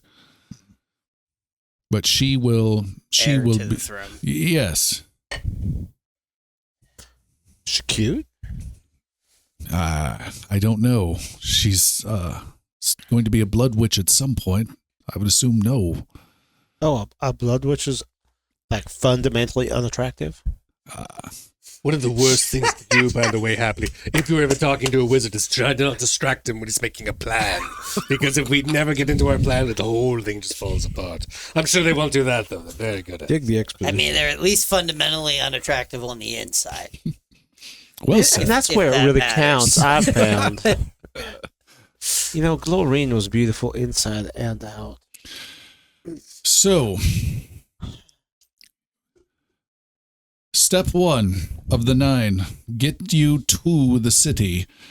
I believe my apprentice can help with that. Can he tube us there? Yes, he said something about Greece. I'm not quite sure what he meant by that, but he can get you there. How close to the 3rd level of the basement can it get us in one of your tubes? I doubt that close. Let me ask. Magus, come in here. Oh, who stepped on a sigil? Okay, hold on. And then he comes in with the hair sticking out in different areas. Oh, yes. If you were to get our friends deep within Kasir, we are looking for perhaps the center of the city, perhaps inside a gate, perhaps inside the Queen's palace. Or even 3 levels below in the basement, if that's easier. And Mayus looks shocked. He says, I can get you maybe a couple miles outside the city is as close as I can get. What if you tried harder? No, I can't get that far. There's too much magic. You just don't make apprentices like Yeah, I you know. used to. That's why you will always be an apprentice. Aw. Let's imagine that you weren't an apprentice, that you were a full wizard. Then how far could you get us? Well, that doesn't change anything. They have magic. Powerful magic. It's the heart of the magic. Huh. All the blood magic. So you just don't believe enough. What? Okay. No, I understand. I got you. That's too bad. You can Wow. get us close to Kasir. No, that's 2 really good. That's the miles. best I've ever heard. The closest I've ever heard of anyone getting us. 2 miles close. It's closer than we were. That's true. Well, It's closer than we are. That's not true. I don't know how far we are. Is what I would have You're said not if I even went. here. Sit down, Jeremy. We'll talk to you next week. So let's Just run assume the cameras. let's assume the first challenge is defeated. Getting to and through the gates. Yes. You have a plan? Yeah, we got a piece of paper. We do With a have plan piece of on it. paper. Galen hands the writ of trade over to First of all, I'm assuming the writ is in Thavian? Veriv? Yes. Veriv? Verve. It's definitely not that last one. It is There's a in blue the- check on it. It is in the Thavian language. That is obviously known as Verev. Thank you. Veriv. We have this writ of trade that we relieved off of a merchant in Sarvid. This was our ticket into the city. Will it pass? Do you think it will pass? I would have to trust in your expertise on this matter. Oh, yeah. Assume we have no expertise. Then we are doomed. You are level 12s, right? Let's get that. We should have started Not there. even close. I've got a newbie zone How on long would back. it take you to quickly grind out to level 12? At least another 30 episodes. How many demons can you summon? So, assuming you can get through the gate, we're now on to the next challenge. What? Maneuvering around within the city. Yes. The box. Oh, I'll get This it. No, box. don't you touch that Maus again. Hemlock gets the box and hands it. We've got a real Yannick happy situation going on over here. Brilmain takes it, points at the scribbling on it in front of Maus that says no Maus is allowed. Just keep tapping it.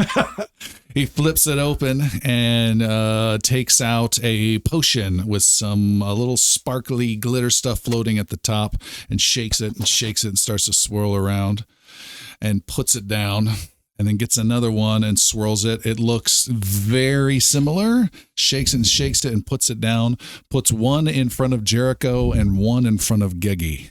These will last for... Hello. Start the timer now. The 3 poison takes hours. effect immediately.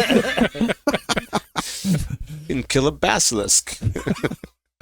These would last for 48 hours, and they are the best that I have. He closes the box and hands it back to you. Best at doing what? And I'm distracted by fan comment. What's in the box? These can help with your obvious situation here in Thave. This one here, he taps on the clear one with the sparkles inside. This one will change your appearance for 48 hours into it was a big muscular brutish Thavian figure, same gender, but otherwise your form is changed. It will not affect your language capabilities though. We'll finally get to find out what gender Gegi is. Either way, you'll transform into this thing And and drop you'll still the have S. wings. It's Pat. Yeah.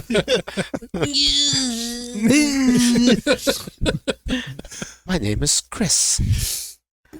And this magic will fool the blood witches?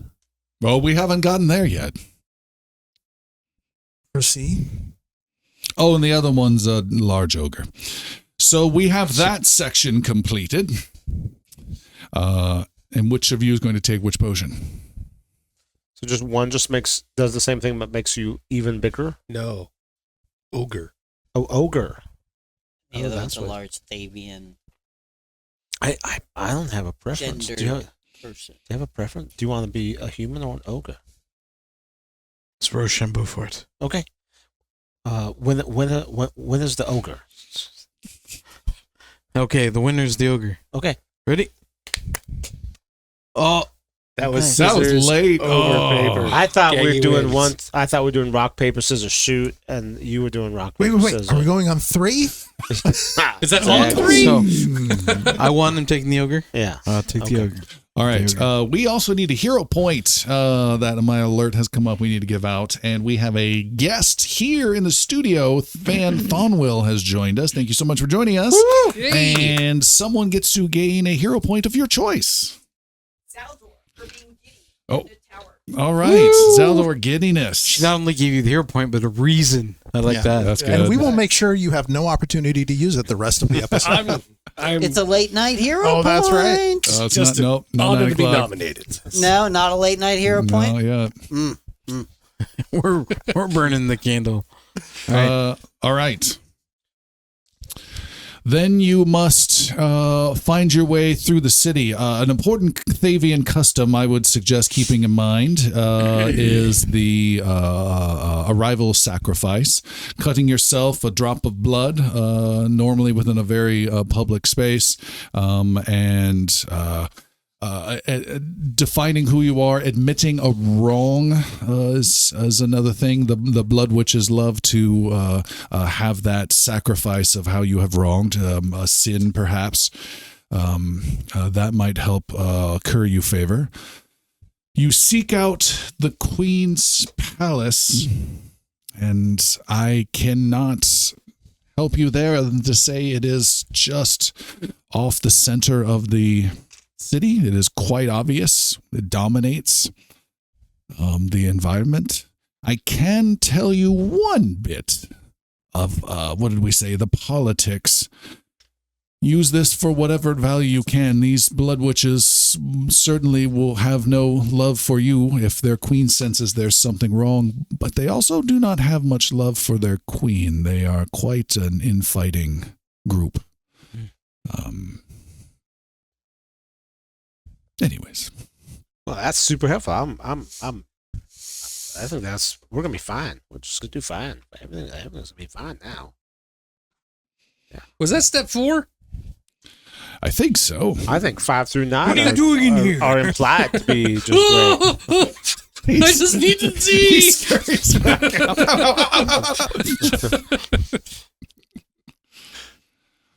Then you need to make your way through the Queen's Palace.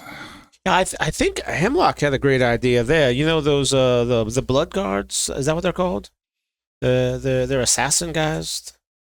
The Queen's Shades. Yeah, that's what they're called. Anyway, I think we're just gonna kill a couple of them and take their outfits. Well, good luck with that one. Thanks. Yeah. Seems like you have that solved. So then, We would be open to hearing alternatives. Thank you for no one just skipping step 5, because all I was going to have was like Jericho's got it. Yeah. that I'll have to leave up to you. I'm already on to the next step. That's where I can perhaps help. A map of the castle. No. Oh. Why would I bother with such a thing as that? A full 3D rendering. Obviously, he's the hologram from Avatar. The inefficient thing we can pan around. Still low res. A holodeck. No. Maeus. Hand me the other box. He points to another shelf. And Maeus comes over. You said there was the stone connected to this corruption magic? Yes. Perhaps these might help. And he holds out 2 small medallions with the iconography of the goddess Solene, goddess of justice and protection. He says, these may be of use in countering the corruption as opposed to the smashing that I heard you did, Sir Yannick. That's correct. This may be perhaps a bit more subtle. Oh, that's not his. Okay, go ahead. No, How would that's fine. that? Go ahead. How do we destroy the corruption with this? And Yannick will take one of the medallions. Didn't say I didn't want it. Yannick is a medallion, I think. You are the embodiment of everything there. And just keep going. What Thank was you. That was very nice. So you're going to be like 2-godding it? Mm-hmm. It's like a best friend charm. I just plug this into Double my armor and I'm thank like, you. oh! I'm the Carol Celine. He says, "You Super Saiyan. dual-wielding goddesses." I would use proximity. Get very close. What? The big rock. The magic that you speak of. The big dark yucky rock. This should counter it. If it's corruptible, if it is arcane, it will not. If it is darkness, if it is occult, if it is spiritual, if it is as otherworldly as I believe it to be, then it will. Call forth the goddess of Solene, call forth her power through it, and perhaps, if you are worthy enough, Oh, he is. then we have that problem solved. Galen pulls out one of the nature idols that we took from Ericrin. Hooray! Will these work in a similar fashion? They just might. Are they as strong as these symbols from Solene? Let me see. He takes a look. No. Not as strong, but they might work. Could they be Not as good as mine. Could they be empowered further? If you can find Super Saiyan Cat. if you can find a He is so noisy in that other room. Keth shrine Randomly shouting things. somewhere outside of Thave, perhaps. But I don't believe we have time for that. What are the three of them doing in that other room that's so loud? That then brings us to Killing the queen. Step 7, 8. 7, Yes. which was Hell if I know. conjuration magic in the Northern Spire. Oh. That I have no suggestion for. Those medallions won't work against that. It is not the same type of magic. But we need to know what the prince's room is. Is that the same spire? That is 8, and I do not know about that. This is the first I'm really hearing about that. It's probably good you don't know where the princess's bedroom is. Agreed. Oh, yeah. How are you at scrying? Asking for a friend. Did that Vedanite word, has that like been percolating in the back of your noggin? Is that... I have not had time to look at any of my books yet. We've been engaged in this conversation.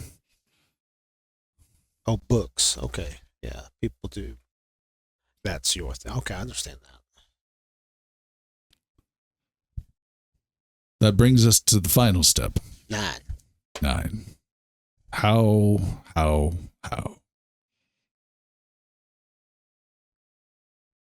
You look confused, Bard. Yeah, you said step 9. I didn't remember what step 9 was, and then you said how. It was the most important step. And I lost it. I'm sorry. I didn't have a chance. Wake up, boy. I didn't have a chance to look it up in the book. Gnomes, am I right? What are you doing in here? You've taken 80 points of damage. Up on a shelf somewhere. I'm really, Very off. Like a You didn't put scared- runes up here, did you? I'm really more of a big picture guy and a people person.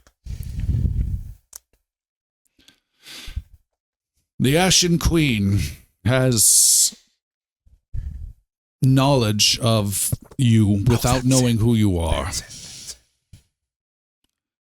Her forces have been sent out seeking you with, again, not knowing. And the closer you get, the easier you are to find. A few more hours of travel towards Kassir, you will be like a deer in a headlight would be my equivalent phrase. A beacon in the dark. Perfect. What about 2 beacons? Was there a way 6. to create a decoy? That could work. Unless she has unlimited resources. I am tired of your doubting. You know who I am. Within the walls, her powers are even stronger. Closer to her palace, even stronger. Within her palace, her powers are immeasurable in detecting. That ends all sense But we'll Unless have the advantage of she won't expect us within the tower. So she won't be looking for us there. I'm sure it'll be fine. I'm not sure that's how magic works. Does the queen herself ever leave her palace or the city? not that I have ever heard of or seen or sensed. The book. Hemlock goes and fetches the book and What hands it was to the him. book that you fetch? The El Kennett. Was that close? Betrayal. Oh, the betrayal of El Kennett. All right. He See, takes the book, opens it up, closes it, taps on the book. I don't know about this one either. You are right. I do waffle quite a bit.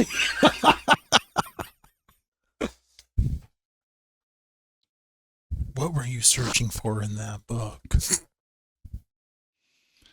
I hesitate to bring it up, for it adds a 10th to solve a 9th. Well, considering that 3 critical steps in our plan have no plan, all options should be on the table. Give us step 10. I have, when I first arrived, explored some of Thave. This was years and years and years ago, before I really dedicated myself here, and then dedicated myself to the 7th This tower. isn't about you. Get on with it. We are all friends here, Sir Yannick. Well, except Zaldor. All friends here in this room. Okay.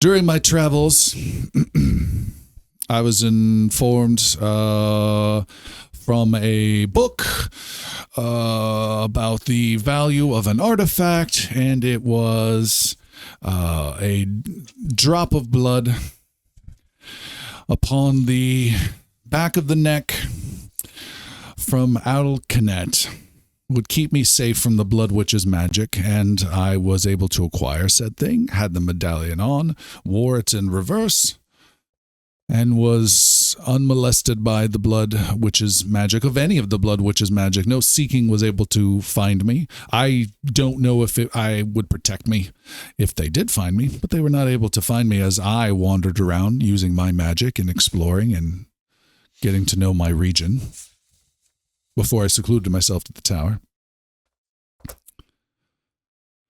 Yes, it was long ago when I secluded myself. What and where is the El Kennett? That is what I am hesitant to bring up. For you had also mentioned a beacon. My suggestion is, my idea with Al-Khanet is dangerous and then quite dangerous, but eliminates problem number 9. For I know where the tomb of Al-Khanet is, and Al-Khanet, as far as I know, is the oldest of the known blood witches. As I have said, they do not get along, and she was taken down by her coven many, many, many years ago. She was known as the Jagged Witch, and her tomb. Mace keeps handing him a tome and taking it away. Burial location. Her burial location are in the rocky crags to the north.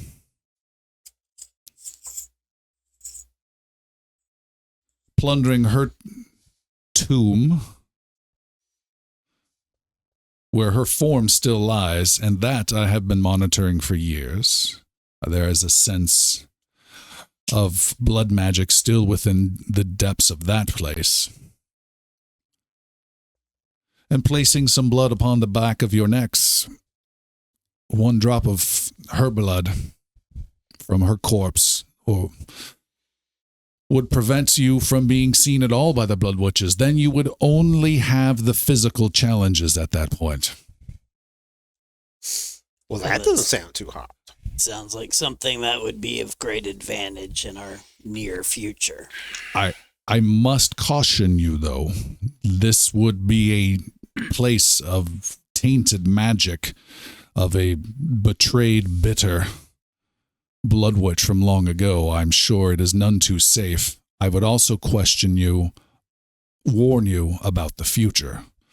For if your note fails going through the guard, if you stumble across someone passing through the city and they acquire you, and they see the blood of Alcanet upon your neck, you will not be killed. You will be tortured and tormented and dismembered and bloodlet for many, many, many days in the most horrific deaths. You would not just be an opponent of the Ashen Queen, you would be a nemesis. So the danger to you rises dramatically. That is why I am hesitant at the same time for this. And there you will find a new definition of pain and suffering, as you are slowly digested over 1,000 years. Well, that doesn't sound realistic.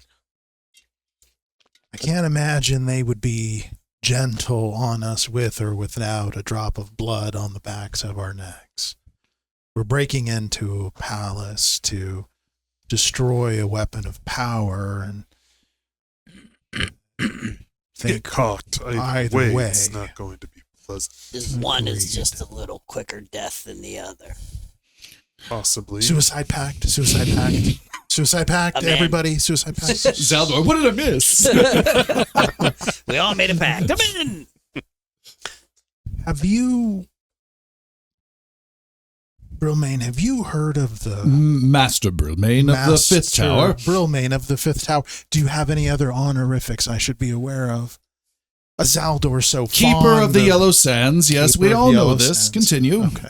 Any other honor? I only mentioned it once in company. To bring it up a second time would be needy. Crass. Yes. Right. Yellow Sands.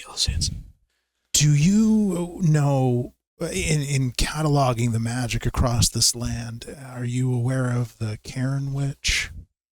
We've heard that she might be in the northern crags as well. I know the location of all the blood witches, as I can detect their magic. I do not know which is which. As I started that sentence, I knew I was in trouble. You don't know which witch is which? Which? Is there a witch in the north nearby in the crags? Not in the crags. The most northern witch I know is not far from here. To the west, perhaps half a day's ride, there is a isolated sense of blood magic I detect from there, but it is unusual compared to others. She's apparently kind of an outcast. They call her the Karen Witch. She's not in favor with the others. Is it Karen Witch or Karen Witch? Karen. Yes. Can I speak to your manager, please? Can I speak I to have your a king? blood spell we have to talk about. I was assuming it was CAIRN. Why are you standing on my sands? Can I speak to your wizard Sorry manager? to any of our listeners named Karen. I imagine she's a bit of a Karen, though. So we need you to do some research. We should rest a little bit, and maybe because we want you to look up that Vednat thing. Oh, the other thing, if you have any ability to look it up, the bad guy, Cher Mordrin, he's got the book that he can rewrite reality with. Yes, we skipped over that entirely. Well, you wanted to talk about things. When he rewrites history, one of the things that may help you may come up in your magic is that when he does, one of the signs that it has happened is these silver strands, these silver strings will appear in the area where that magic has affected. It's like a residue of that, the effects of that magic. And where is he? I detect nothing on a grand scale and nothing specific within my region. We do not know. He's in a study somewhere. He could be on another plane of existence. We've traveled a couple. Well, Maybe he's what's doing what's down, and you talked about a country that Sexa. looks. That's it. I don't know places. I did not take geography. did you say geology? I did not. I don't know rocks or places. I don't know the places that rocks come from. Well, But he knows music, so it's Eddie Vedder night. I don't know about this Shermordran situation, and that seems yet another massive hurdle. But we've got 9 or 10 of our own for now. I commend you all for this. I'm happy to give you what information and help I can, and I am glad that I am not the one leaving this tower. Is there, after we leave, is there a way to contact you? If we need more help. Maya says, yeah, where I drop you off, you could come find me and I could deliver a message back. All right. Then you are welcome to stay here. There are some rooms for you to rest. Mayus will show you. You can stay as long as you want. I will reach out if I can find some additional information, and let me know when you are ready to proceed. Master Brilmain, keeper of the Yellow Sands, would you allow me to... Of the 5th tower. Of the 5th tower. Would you allow me to look through your library here? You have accumulated a great deal of knowledge. I would hate to miss out on the opportunity. Make a diplomacy roll. And your target number is an easy 17. I'm using a hero point for that. I rolled a 2, and my diplomacy is a 13, so that was a 15. Just need a 4 or higher. I got an 8. Okay. Wow. And I would also love to take some time to look through the library here. I am a student of Carahel and would like to see what knowledge is accumulated here. Of course, Sir Yannick. Now, you, Galen, you may enjoy any of the books in this section here, from shelf 1 to 3, right of the gargoyle bust, though, but left of the blue books, and then none of the ones that have any kind of stenciled binding with lettering on them. So really, these 2 books here... the other one's in Elven. I don't know if you know Elven. So this is your library area. I appreciate that, Master Brilmain. Thank you. Enjoy. And he goes to his desk and points to some other chairs and tables you guys can read. And Maya says, I can take the rest of you to some rooms. That'd be Yes, tremendous. All right. And he helps you through the glyphs. Back over to the lounge. So we have Hemlock, Jericho, and Geggy, I believe, returning to the lounge where the other 3 huge champions of Varen reside, Zaldor, Hapley, and Meladine. So after all of that, I was standing. Oh, thank God you've fully arrived. naked. Well, what happened? Who is this master, and when are we leaving? We're going to be shown to some rooms. We will be leaving in Maybe- good time. Yeah. Later. Right. Well, Master of this tower does not like you very much. Master Brilmain and I go very far back. We have quite the history behind us, in fact, and I would argue that it is not so much that he doesn't like me as he has forgotten about the love we once shared for each other. Did you know how he felt about her too? It's an interesting thing to talk about on another time, perhaps. Master Brilmain and I are wizards of monstrous amounts of knowledge. We come from a great deal of history, and we are wizards of selection. And so, if we were going to talk about other people, that's not entirely necessary when you are speaking to wizards of different towers. When you have wizards of selection around, there are few things that one should consider a distraction.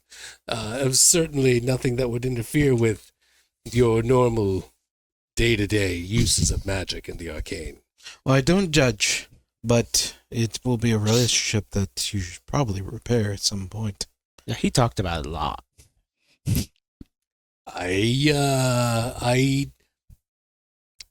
It's been so long. I can't imagine that it would be anything of great import for him. Is she gone? It's really getting late. Let's and find ourselves in a private room, Zaldor, and we can go over some of the things we have learned. Yes. Unless, of course, you heard this entire conversation, like we heard the conversation between the apprentice and the master. Well, Meladine and I have had quite the conversations ourselves, and happily was able to add quite a bit of different colorful flavors, mostly in the fear categories of the things to be afraid of. However, I will note that it was worthwhile company, and I'm sure we spoke about just as many things as you did, of separate levels of import, I'm sure. She's still upset about the Cairn Witch and has given me a great deal of detail about where she thinks she might have been at one point within the past year. I am much more concerned about my property that we left behind. I have several wagons and horses and materials now unaccounted for. She had said that multiple times, actually. There's a ruffle under Gigi's cloak, and he storms off to his room. Okay. We cannot, I do not know Mayas, what's up with your property, but you are alive, and that is something. See? But why was my life in jeopardy? Did you see the rest of those travelers being torn apart as we went by them? That could have been you very easily. You didn't answer my question. Why was my life in jeopardy? Because I'm beginning to get a suspicion that it was because of the likes of you. It's possible. So then why should I be grateful if the likes of you have caused me to lose my property? Are you alive? I- You are. I could have been you die? I could have been alive with my property. Or you could be dead with your property. She could be dead anyway. Sorry. I don't think I care for your tone, I don't- Poncho. That's fine.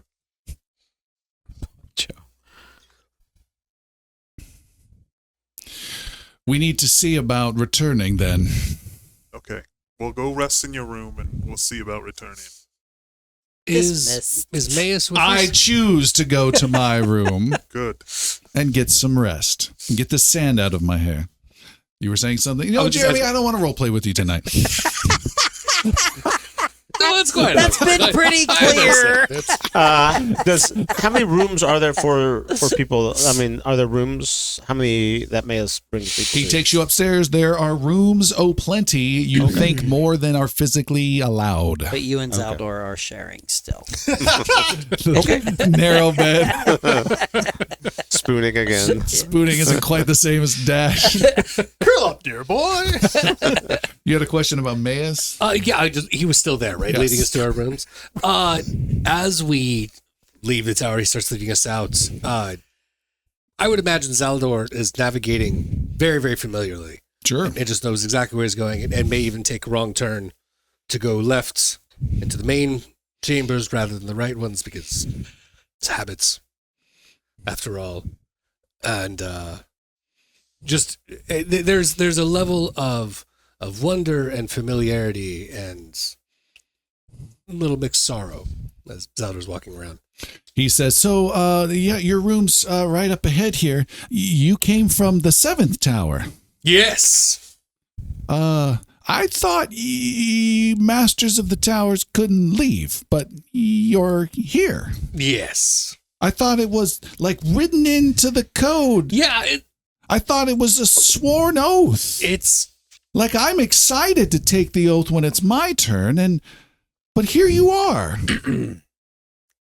here I am. How does that happen? He looks with tears quivering on the edge of his eyes. How do you swear an oath and follow through with it, but be here?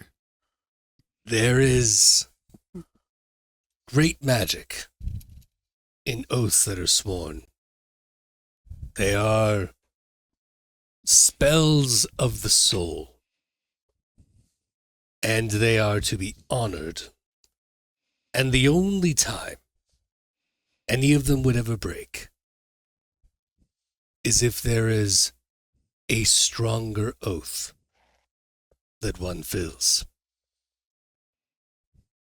As a wizard of selection, when one keeps one's tower, there is great deal of responsibility and of sacrifice. And only when a different type of spell requires a different type of sacrifice must one leave the tower. I'm sure you have it written in a book somewhere. You just need to get a little further along, Apprentice Wizard Maus. He's stunned. He doesn't know what to say. He seems confused. Because we all are. And he gets you all to your own rooms. If you want individual rooms, you have individual rooms. And again, they seem like there's a TARDIS effect here. It is larger on the inside to have your individual rooms. He then points, as you've gone up 2 floors to these rooms, he then points to a sigil-covered floor of spiraled, cool little tiles and says, please stay out of the master's study, pointing towards the doors to the master's study that were previously 2 floors down below. Yeah, I saw what that does. I don't want none of that. And I'll bring some food for you all, too. And off he goes. Wonderful. Is there any kind? So the only like central hangout location is that lounge that we had before. You find the same lounge up here as well. Jericho go sit in there and start playing on this instrument. You are playing notes on one instrument. He's playing on his ukulele, probably singing some songs, All right. just kind of quietly. It is probably a couple hundred years since musical notes echoed throughout this tower, so that's kind of interesting to me. What would you guys like to do? Anything interesting? Or we can speak. Hemlock will catch Zaldor up to the best of his capabilities. 9 steps! 10, really? Of course, it's a 10th step, but we're not actually going to be going to the tomb of Alchemet, because that would be an absolute murderous endurance. And then we would have to come back, of course, from Alchemet. So step 10 is not really a step 10. So how do dear you child. propose getting around the city, into the palace, underneath the palace, into the northern tower, into the princess's bedroom? Which is still a little weird to me. It's the one that keeps sticking in everyone's mind so deeply. I would say we could follow step 5 for step 10, which reads, as you said, and I quote, good luck. You like that one has a very good promise to it. It's good to know that all wizards are Just the same. Tell me about these towers, though. There's 12 of them, and they're all through and the Varen? infidelities therein. I feel... You were speaking of Sexa being wavering in its power. I was wondering if there's a tower in Sexa. And if you... I realize you and Brilmain have a history, as you said, and don't talk, but do you talk to the other masters of the towers? The Towers of Selection are, by design, very isolated. They are in the world of Varen. They are not of the world of Varen. There's very little interaction that happens between those of the towers and what they are sworn to do. They are records of archive, not just of the history of the world, but the history of the worlds that could be the world.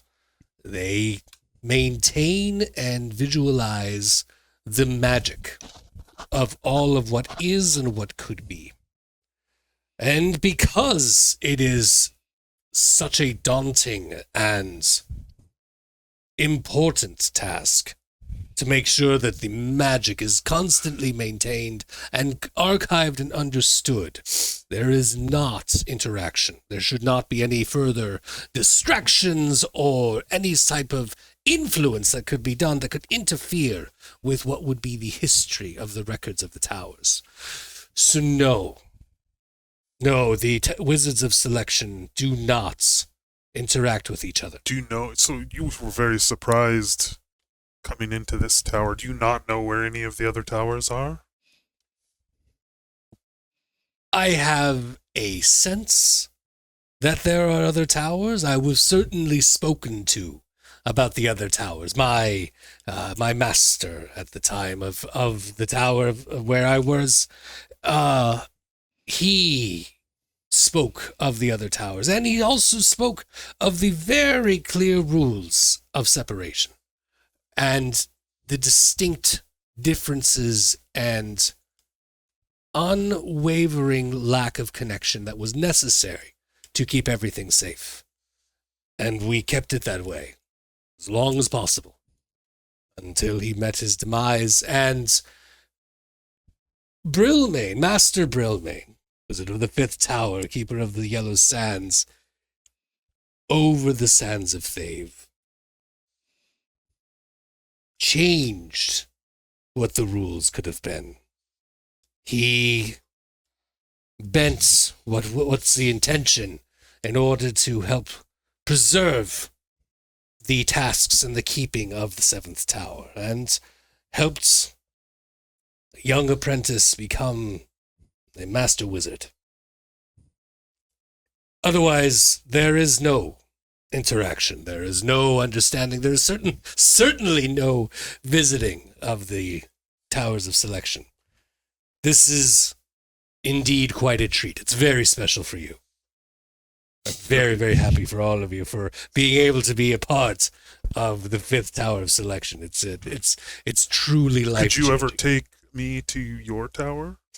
I mean, perhaps if you had a dream someday and there was a chance, but I would say it would have to be a very special situation, because no, it's not very likely that the Seventh Tower will be available for you to step in.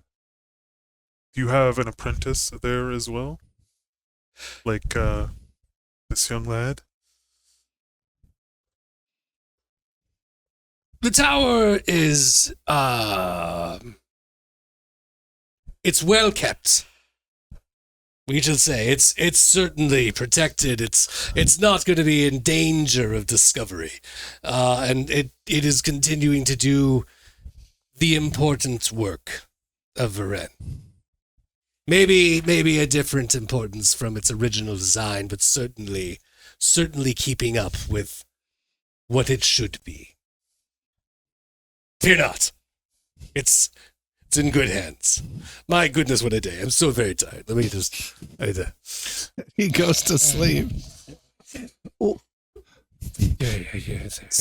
I leave. Okay. Yannick is going to be searching for specific information within the library that he has. There's two bits of information he's looking for. One is anything on the Book of Carahel, and the other one is anything on the Void Prison, which is where Share Mordrin was supposedly sent. All right. That is a glorious question. You would need to make an Arcana. Mm-hmm. Hold. Get the right number. Mm-hmm. Where? No, there we go. An Arcana 28. Mm-hmm. An Occult 28. Mm-hmm. Or a Religion 30. I'll take the 28, sir. At plus 10. He searched and go through all the books he can. He thinks he may have a clue.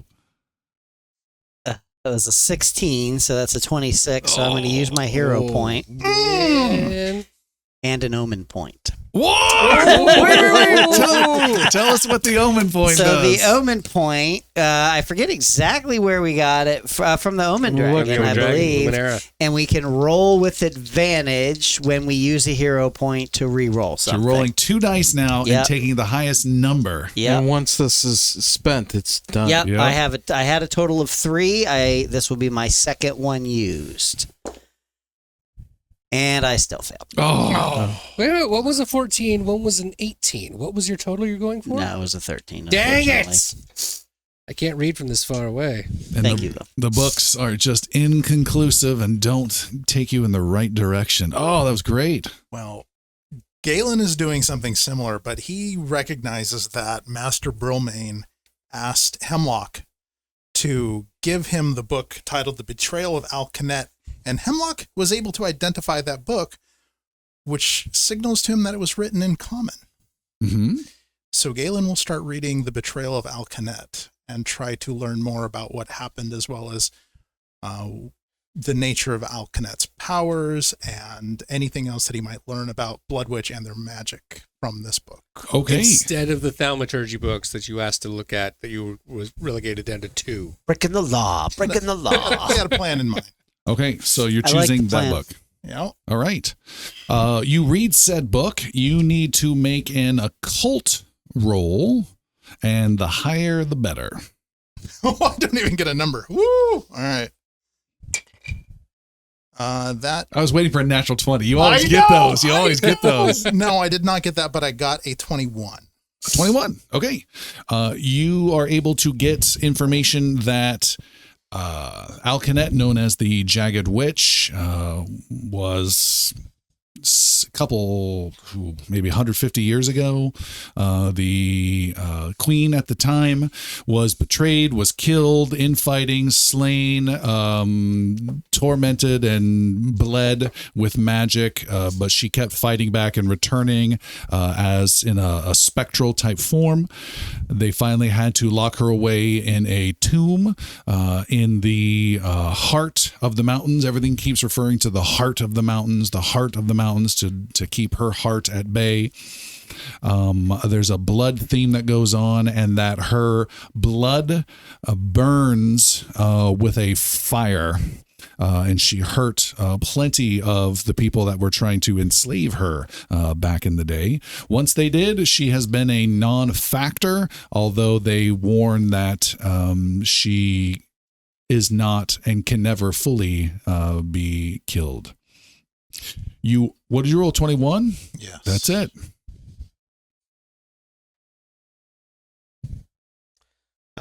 You're up in the rooms there, Jericho. What you got? Yeah, sometime after kind of hear the little back and forth there, and You guys could have came in to that. yeah, that's what I conversation was as well. playing in that room. I assume you're in the common room. Away from Hapley and Melody. Melody. Sometime later, quite a bit later, I go to Zaldor's room and knock and call out to him. Hey, Zaldor, are you up for a minute? Yeah. Oh. Yes. I open up his door, hesitantly kind of step in, look around the room, just see what it looks like. I assume he's in bed. Close the door. Fixing the hat. Just wearing the hat, Can I sleep in here tonight? It's important. but not on his head. And Jericho Floppy hat. walk up to the bed, kind of just look for a second and then climb up and just sit on the foot of the bed. Kind of sits cross-legged down at the foot of the bed.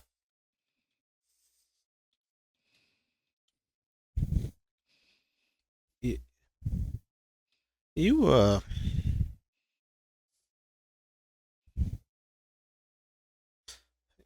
you were standing there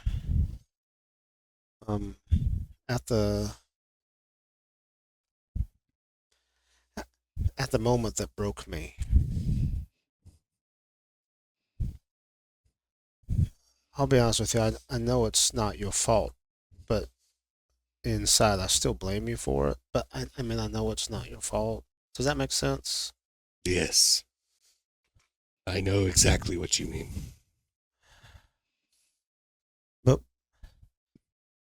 But we shared that moment.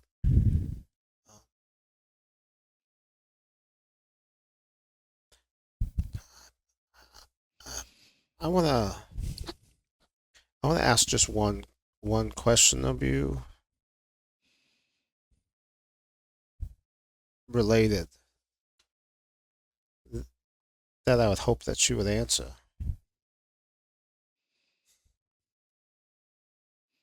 Can I ask it? Yes, dear boy. Zaldor, what broke you?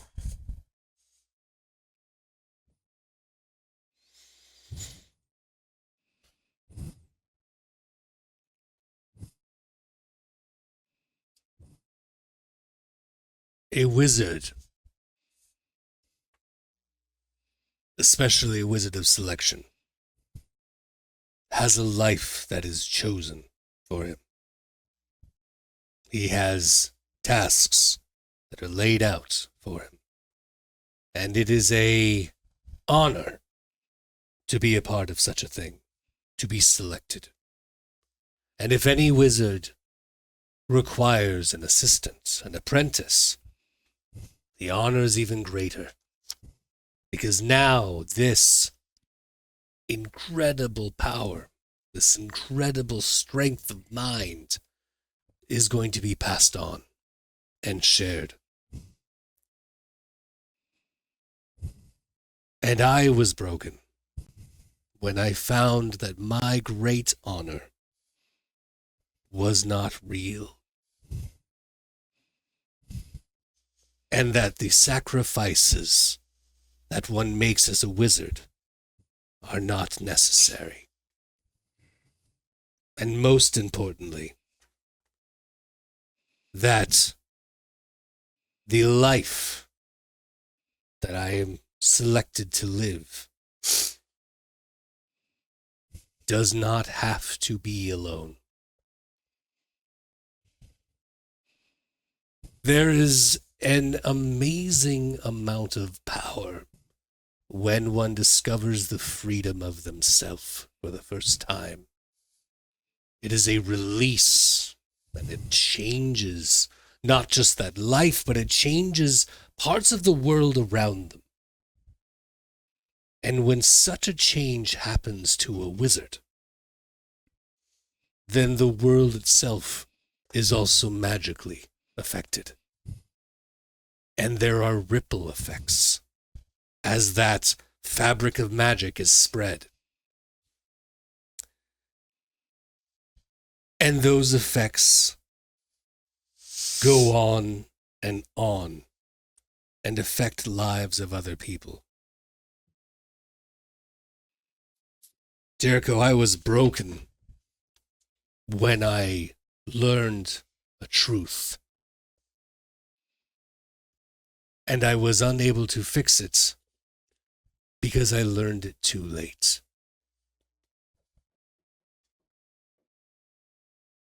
Does that answer your question? Kind of sounds like you got liberated. Yes. Yes, it would sound like that. That's At the same time, my entire world fell apart. Was it her? She was the beginning and the end. She's gone.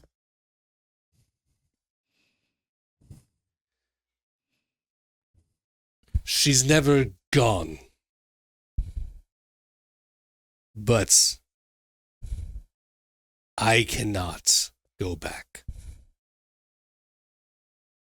She's lost you. Yes. Much like... Blah. Ha- Do you remember this? I gave that to Dash. It's that note that Dash swallowed some time ago to open not one at a special time, right? That's the note that I wrote. I wrote that for Dash when I thought that I might die. And I gave it to him when he was dying. How do you have it? There was a lot that happened when we were in the mist. Yeah. And one of the things that was there was this was returned to you.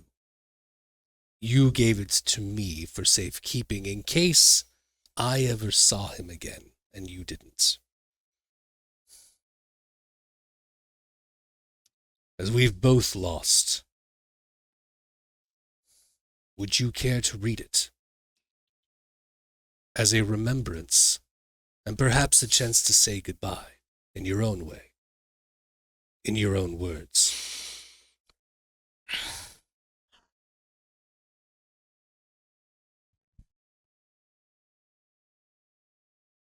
don't know if I can. What if I helped you? Would you? Yes.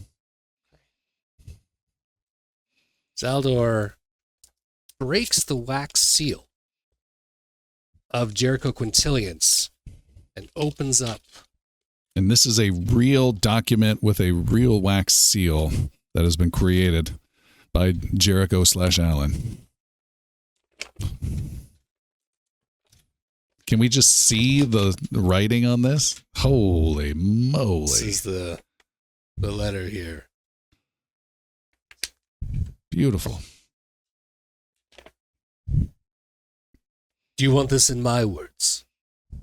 Or yours? I'll just read it. Dash. I guess it happened. It's fine. I already saw it. It was all in the dreams, and it's fine. It's all gonna be fine. I started out on this journey already knowing where it was gonna end. I told you about the song I was chasing, the song that was gonna change the world. Well, Dash, you are the song, or you will be.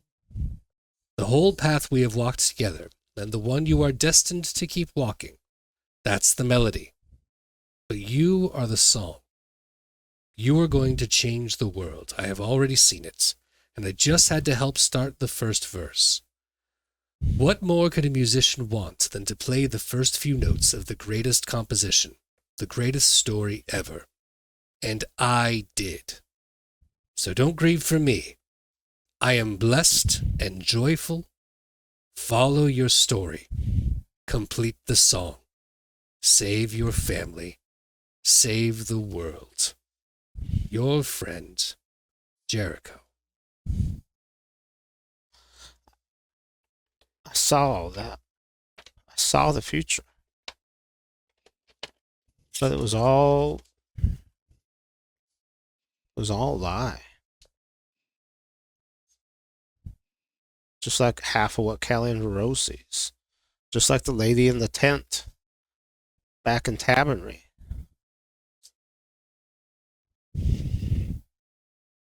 People say they can see things, but they're just making stuff up or lying to themselves, or they're just right half the time. Dash didn't change anything. He just died. He changed you. Maybe that's enough. He changed me from someone who was happy to someone who's bitter. For now.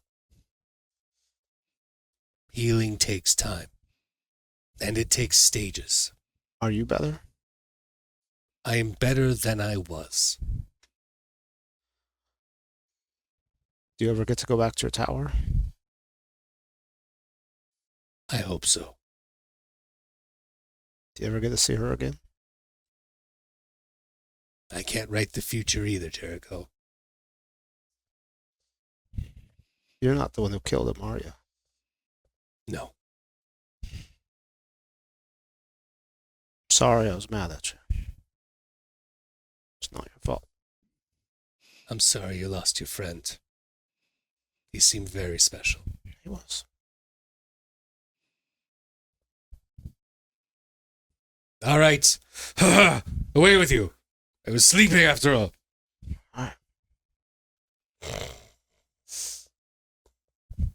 Jericho heads out. No, Jericho sits there and watches him lean back. All And then he just slowly leans over sideways, lays down at the foot of the bed, and falls asleep. And we will stop there for tonight. Thank you so much for joining us. There's one last bit of bookkeeping we need to do before we go, and that is giving a hero point to Alan that can be saved over for the next session. Wow. Scene stealing in the best possible way. Fantastic. We're going to dive into our after show. You can check that out on patreon.com/ingloriousbards. Thank you so much, and we'll see you all next time. Bye, everyone. Goodbye.